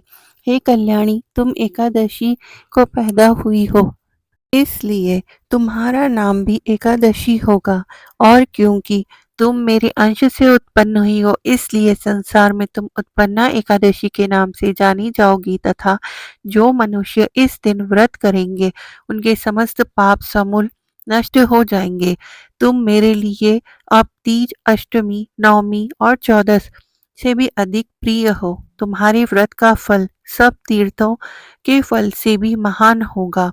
यह मेरा एकाट्य कथन है। इतना कहकर भगवान श्री हरि वहां से अंतर्ध्यान हो गए। इसके बाद भगवान श्री हरि जी कृष्ण जी अर्जुन से कहते हैं कि हे अर्जुन, एकादशी के व्रत का फल सभी व्रतों के व सभी तीर्थों के फल से महान है। एकादशी व्रत करने वाले मनुष्य के शत्रुओं का मैं जड़ से नाश कर देता हूँ और व्रत करने वाले को मोक्ष प्रदान करता हूँ। उन मनुष्यों के जीवन के जो भी कष्ट होते हैं मैं उन्हें भी दूर कर देता हूँ। अर्थात मुझे अत्यंत प्रिय एकादशी के व्रत को करने वाले प्राणी सभी और से निर्णय और निर्भय सुखी होकर अंत में मोक्ष को प्राप्त करते हैं। हे कुंती पुत्र, यह मैंने तुम्हें एकादशी की उत्पत्ति के विषय में बताया। श्रेष्ठ मनुष्यों को दोनों पक्षों की एकादशियों को एक समान समझना चाहिए, उसमें भेदभाव नहीं करना चाहिए। मनुष्य एकादशी व्रत महत्व का श्रवण करते हैं, उन्हें अश्वमेध यज्ञ के समान फल प्राप्त होता है। यह मेरा वचन है। तो बोलिए श्री लक्ष्मी नारायण भगवान की जय। अब आइए श्रवण करते हैं भगवान श्री कृष्ण की सच्ची कथा, जिसे सुनने मात्र से मनोकामनाओं की पूर्ति होती है। जानाबाई जी का जन्म गोदावरी तट पर गंगा खेड़ नामक एक ग्राम महाराष्ट्र में हुआ था। बचपन में ही उनकी माता का निधन हो गया था। उनके पिता उन्हें भगवान विठल के दर्शन के लिए पंढरपुर लाए और वहीं उनकी भी मृत्यु हो गई। जानाबाई जी के हृदय में भगवत प्रेरणा से यह बात आई कि कोई भक्त अगर उन पर कृपा करे तो उन्हें भगवान का साक्षात्कार हो जाएगा। इसलिए जानाबाई जी ने 8 वर्ष की आयु में नामदेव जी महाराज के यहाँ सेवा करना स्वीकार कर लिया। नामदेव जी निरंतर भजन परायण में थे और निरंतर भगवान के नाम में डूबे रहते थे। नामदेव जी जैसे महात्मा के यहाँ सेवा मिल जाना मतलब स्वयं प्रभु की सेवा से भी बड़ी सेवा मिल जाना था। जानाबाई जी ने हृदय में एक ही बात थी कि वे नामदेव जी को प्रसन्न कर ले। जानाबाई जी अब नामदेव जी के पूरे परिवार की तन्मयता से सेवा करने लगी। वह उनके घर के सभी कार्य जैसे कपड़े धोना, आटा पीसना, भोग तैयार करना, बर्तन मांजना, झाड़ू पोछा करना इत्यादि स्वयं करने लगी। जानाबाई जी की भावमय स्थिति, साधु सेवा का प्रभाव, जानाबाई को सेवा में बड़ा आनंद आने लगा। नामदेव जी की सेवा और संग के प्रभाव से उनका निरंतर नाम जप चलने लगा। जो नामदेव जी जप और कीर्तन करते वही जानाबाई जी भी कीर्तन और नाम स्मरण करने लगी। नाम स्मरण करते करते कभी जब वह पोछा लगा रही होती थी तो एकदम से उनके हाथ रुक जाते और अश्रु बहने लगते और प्रभु के लिए विकलता प्रकट होने लगी। श्री जानाबाई जी की भाव दशाएं आने लगी और उन्हें हृदय में भगवान विठल के प्रति प्रबल आसक्ति होने लगी। जब कभी सेवा के बाद कुछ समय मिला तो वो मंदिर में जाती और ठाकुर जी को देखती रहती। ठाकुर जी को देखते देखते उनको एकदम से विकलता होती और वो रोने लगती। जब आनंद बढ़ता तो वो नाचने लगती। जानाबाई जी की यह दशा केवल श्री नामदेव जी की सेवा से होने लगी। जनाबाई जी सभी कार्य करते हुए सावधानी रखती कि सेवा में कोई त्रुटि ना हो और नाम विस्मरण ना हो। ऐसे जनाबाई श्री नामदेव जी की सेवा में मग्न रहने लगी। वह सावधान रहती कि वे अपनी स्थिति में इतना ना डूब जाए कि उनकी सेवा छूट जाए, क्योंकि सेवा भक्त की प्रसन्नता के लिए और भक्त की प्रसन्नता से ही विठल भगवान रीझ जाएंगे। उनके हृदय की इस धारणा और भगवान के नाम का ऐसा प्रभाव हुआ कि अब उनके आंसू नहीं रुकते थे। सभी कार्य करते हुए उनका अश्रु प्रवाह होता रहता था। इस स्थिति की बड़े बड़े साधु और उपासक आकांक्षा करते रहते थे। वह जनाबाई को केवल भक्त संग की कृपा से प्राप्त हो रही थी। एकादशी कीर्तन में मग्न रहती जनाबाई एकादशी के दिन नामदेव जी के यहाँ रात्रि में भक्त मंडली एकत्रित होकर कीर्तन करती थी। कोई मृदंग बजाता, कोई करताल बजाता, कोई नृत्य करते हुए नाम कीर्तन करता, कोई प्रभु की आनंदमय लीलाओं का गायन करता, तो कोई एकांत में बैठा हुआ उन लीलाओं और कीर्तन को सुनकर अश्रु प्रवाह करता। नामदेव जी के यहाँ पूरी एकादशी की रात्रि को ऐसा कीर्तन होता कि जनाबाई अब संतों की सेवा करके एकांत कोने में खड़ी रहती। वो नामदेव जी और बड़े बड़े भक्तों की भाव दशाएं देखती थी। तो उनके हृदय में विकलता और बढ़ जाती थी। संकीर्तन के आनंद सागर में वे पूरी रात डूबी रहती थी। उनको यह पता ही नहीं चलता कि रात्रि कब व्यतीत हो गई। यही है महाप्रेम का स्वरूप। प्रातः काल होते ही भक्त मंडली चली जाती और जनाबाई भगवत प्रेम की मादकता में बावरी हुई ठाकुर जी की प्रसन्नता के लिए श्री नामदेव जी की सेवा में मग्न रहने लगती। एक दिन एकादशी की रात्रि में जनाबाई भाव में ऐसी डूबी हुई थी कि सुबह हो गई और उनकी सेवा बाकी रह गई। घबराते हुए उन्होंने सोचा कि पहले वस्त्र धो ले। जब वह चंद्रभागा नदी के पास पहुंची तो उनके मन में बहुत सी चिंताएं एक साथ आने लगी। वह सोच रही थी कि अभी तो बर्तन धोने हैं और ठाकुर जी की सेवा के लिए पानी भी भरने जाना है। आज तो बहुत देर हो गई, कैसे मैं सब सेवाएं पूरी कर पाऊंगी। वह यह सोच ही रही थी कि एक वृद्ध माता उनके पास आई और कहा कि जनाबाई, तू चिंता क्यों करती है, तू जाकर बाकी के काम कर ले, मैं तेरे सारे कपड़े धो देती हूँ। जनाबाई ने कहा कि आप मेरा काम क्यों करेंगी। वृद्धा ने कहा, मैं सच्ची सफाई और धुलाई करना जानती हूँ। जो कपड़े मैं एक बार धोती हूँ वह दोबारा गंदे नहीं होते। जनाबाई समझ नहीं पाई। बुढ़िया ने प्रेम से कहा, तू चिंता मत कर, तू मेरे जैसे कपड़े साफ नहीं कर सकती। जनाबाई ने कहा कि अब मुझे तत्काल नामदेव जी के घर जाना होगा क्योंकि मैंने बर्तन नहीं धोए। वो यह कहकर अपने कपड़े वहीं नदी किनारे छोड़कर चली गई। जनाबाई बर्तन धोकर और जल भरकर वापस आई तो उन्होंने देखा कि उन माता ने सब कपड़े धोकर सुखा दिए थे। जनाबाई ने देखा कि सारे कपड़े एकदम साफ हो गए थे। जनाबाई ने हाथ जोड़कर कहा कि आप जैसा उदार तो बहुत मुझे जीवन में कोई नहीं मिला।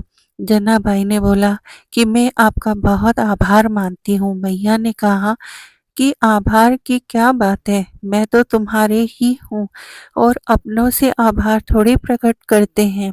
ऐसा कहकर मुस्कुराते हुए वह वृद्ध माई वहां से चली गई। जाते जाते उन्होंने कहा कि अगर कभी भी जरूरत हो तो मुझे याद कर लेना।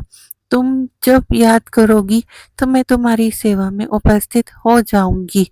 जनाबाई जी भाव में डूब गई क्योंकि उस वृद्धा की मुस्कुराहट ने उनके हृदय में आनंद का वर्धन किया।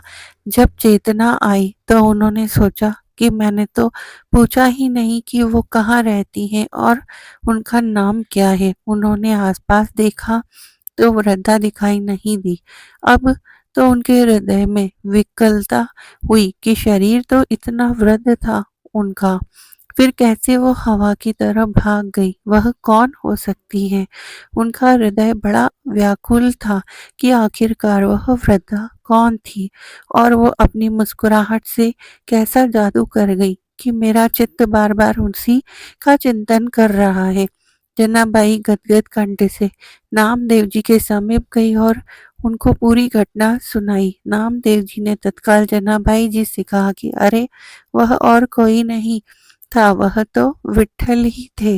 नामदेव जी को आश्चर्य हुआ कि विट्ठल जी जनाबाई से कितना प्यार करते हैं कि उन्होंने स्वयं आकर उन्हें अपने कपड़े धो दिए। कैसा महिमामय स्वरूप है भक्ति का। श्री नामदेव जी ने कहा कि जनाबाई, तेरे तो अहोभाग्य है कि तेरे ऊपर ठाकुर जी की कृपा हुई। तू समझ नहीं पाई। अब तो जनाबाई के हृदय में और प्रणय को बढ़ गया। फिर प्रभु आए भी तो ऐसे छलिया रूप लेकर आए। जनाबाई रोने लगी कि इतने छलिया हो कि आए भी, मुझ पर कृपा भी की और मुझे पता भी नहीं चलने दिया कि आपने मुझ पर कृपा भी की है। ऐसा सुनकर वह और ज्यादा रोने लगी और इसी भाव से भगवान ने उसे दर्शन दिए और वह कहने लगी कि आप आई भी और मुझे परिचय भी नहीं मिल पाया। दूसरी बात कि आपने मेरे लिए इतना कष्ट सहा, मेरे लिए इतने सारे कपड़े धोए। प्रभु सदैव अपने भक्तों के पीछे पीछे घूमते हैं। परम स्वतंत्र ईश्वर को अगर कोई बांध सकता है तो वह केवल उनके भक्त। एक बार जनाबाई जी प्रेम में मग्न होकर झाड़ू लगा रही थी और उन्होंने कूड़े का ढेर लगाया।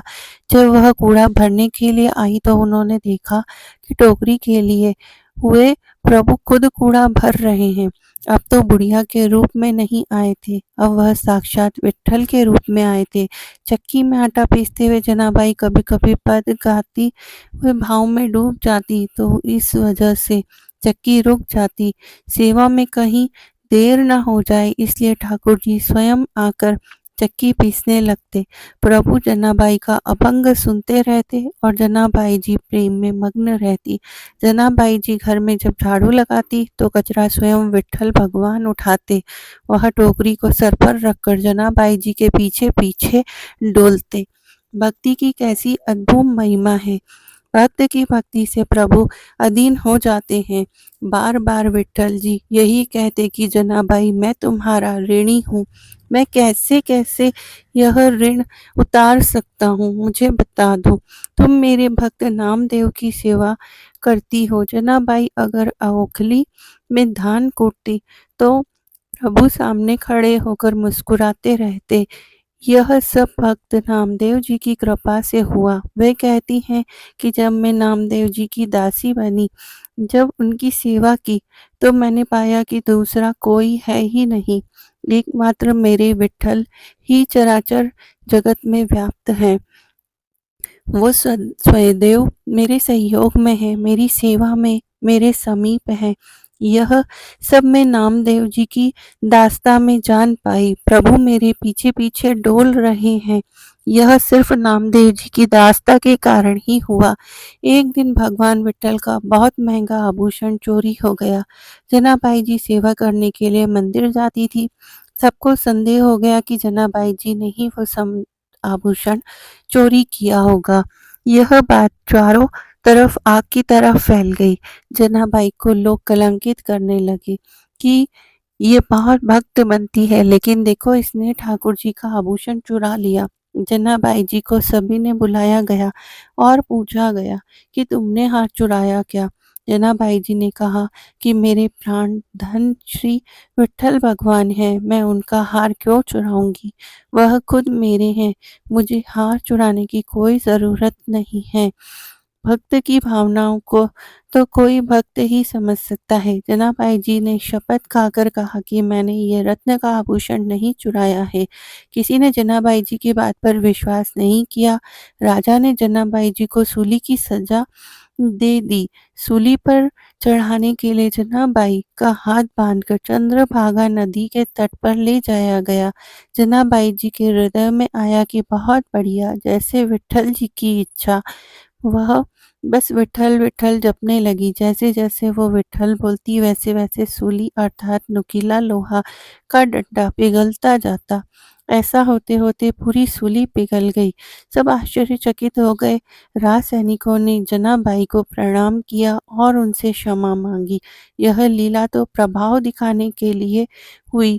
पहली जनाबाई जी को कोई भय नहीं था, क्योंकि वह सोच रही थी कि सूली की सजा मेरे प्रीतम का विधान है और मेरे प्रीतम के मिलन से बढ़कर मेरे लिए कुछ नहीं है। यदि मुझे सूली पर टांग भी दिया गया तो मैं आखिरकार जाऊंगी तो अपने प्रीतम के पास ही, तो मेरे प्रीतम के मिलन के लिए। अब ये शरीर छूटने वाला है तो कोई भय नहीं।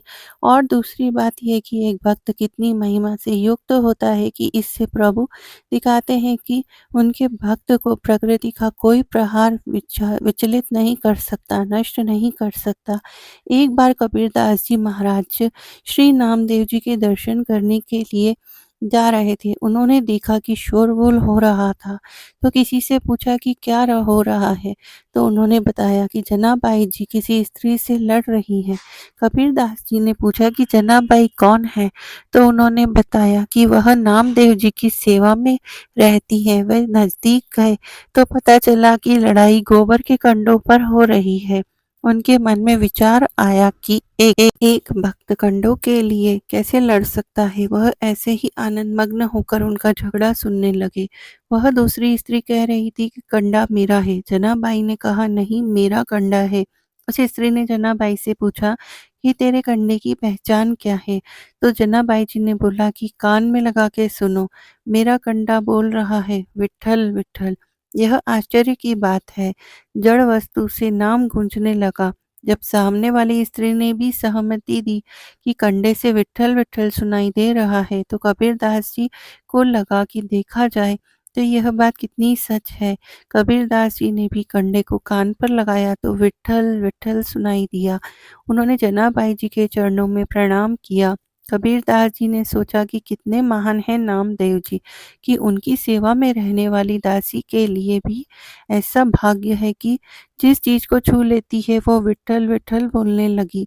जनाबाई जी की नामदेव की जी से ऐसी तन्मयता हो गई थी कि जब नामदेव जी ने समाधि ली तो ठीक उसी दिन कीर्तन करते हुए जनाबाई भी विट्ठल भगवान में विलीन हो गई। इस कहानी से हमें यह सीख मिलती है कि जो भक्तों के चरणों का आश्चर्य लेता है, उनके सारे विकार नष्ट करके प्रभु उसे भगवत अनुरग में रंग देते हैं। इस प्रसंग से हमें यह शिक्षा मिलती है कि भक्त में सेवा काई से प्रभु कितने प्रसन्न होते हैं। यदि आपको हमारी वीडियो अच्छी लगी हो तो इसे ज़्यादा से ज़्यादा शेयर कीजिए, चैनल को सब्सक्राइब कर लीजिए, बेल आइकन को प्रेस कर लीजिए ताकि आने वाले वीडियोस का नोटिफिकेशन आपको मिलता रहे और एकादशी माता की कृपा आप पर बनी रहे। धन्यवाद। Hello everyone, welcome to my YouTube channel. आज इस वीडियो में हम आपको नित्य सुनी जाने वाली अघन मास में तुलसी मैया की कथा सुनाने जा रहे हैं। अघन मास में एक बुढ़िया माई तुलसी जी को सींचती और कहती कि हे तुलसी माता सत की दाता, मैं तेरा बिरला सींचती हूँ, मुझे बहू दे, पीताम्बर की धोती दे, मीठा मीठा घास दे, बैकुंठ में वास दे, चटक की चाल दे, पटक की मौत दे, चंदन का काठ दे, रानी सा राज दे, दाल भात का भोजन दे, ग्यारस की मौत दे, कृष्ण जी का कंधा दे। तब तुलसी मैया यह सुनकर सूखने लगी। तो भगवान ने पूछा कि हे तुलसी, तुम क्यों सूख रही हो? तुलसी माता ने कहा कि एक बूढ़ी माई रोज आती है और यही बात कह जाती है, मैं सब बात तो पूरा कर दूंगी लेकिन कृष्ण का कंधा कहाँ से लाऊंगी? तो भगवान बोले, जब वो मरेगी तो मैं अपने आप कंधा दे आऊंगा, तू बुढ़िया माई से कह देना। जब बूढ़ी माई मर गई, सब लोग आ गए। जब माई को ले जाने लगे तो वह किसी से न उठी। तब भगवान ने एक 12 बरस के बालक का रूप धारण करके आए। बालक ने कान में कहा, मैं एक बात कहूँगा तो बूढ़ी माई उठ जाएगी। बालक ने कान में कहा, बूढ़ी माई मन की निकाल दे, पीताम्बर की धोती ले, मीठा मीठा घास ले, बैकुंठ का वास ले, चटक की चाल ले, पटक की मौत ले, कृष्ण जी का कंधा ले। यह सुनकर बूढ़ी माई हल्की हो गई और भगवान ने कंधा दिया और बूढ़ी माई को मुक्ति मिल गई। हे तुलसी माता, जैसे बूढ़ी माई को मुक्ति दी वैसे सबको देना। जो इस कथा को सुनता और सुनाता है उसको भी ऐसे ही देना। कृष्ण का कंधा है माही तुलसी मैया, कृपा करना।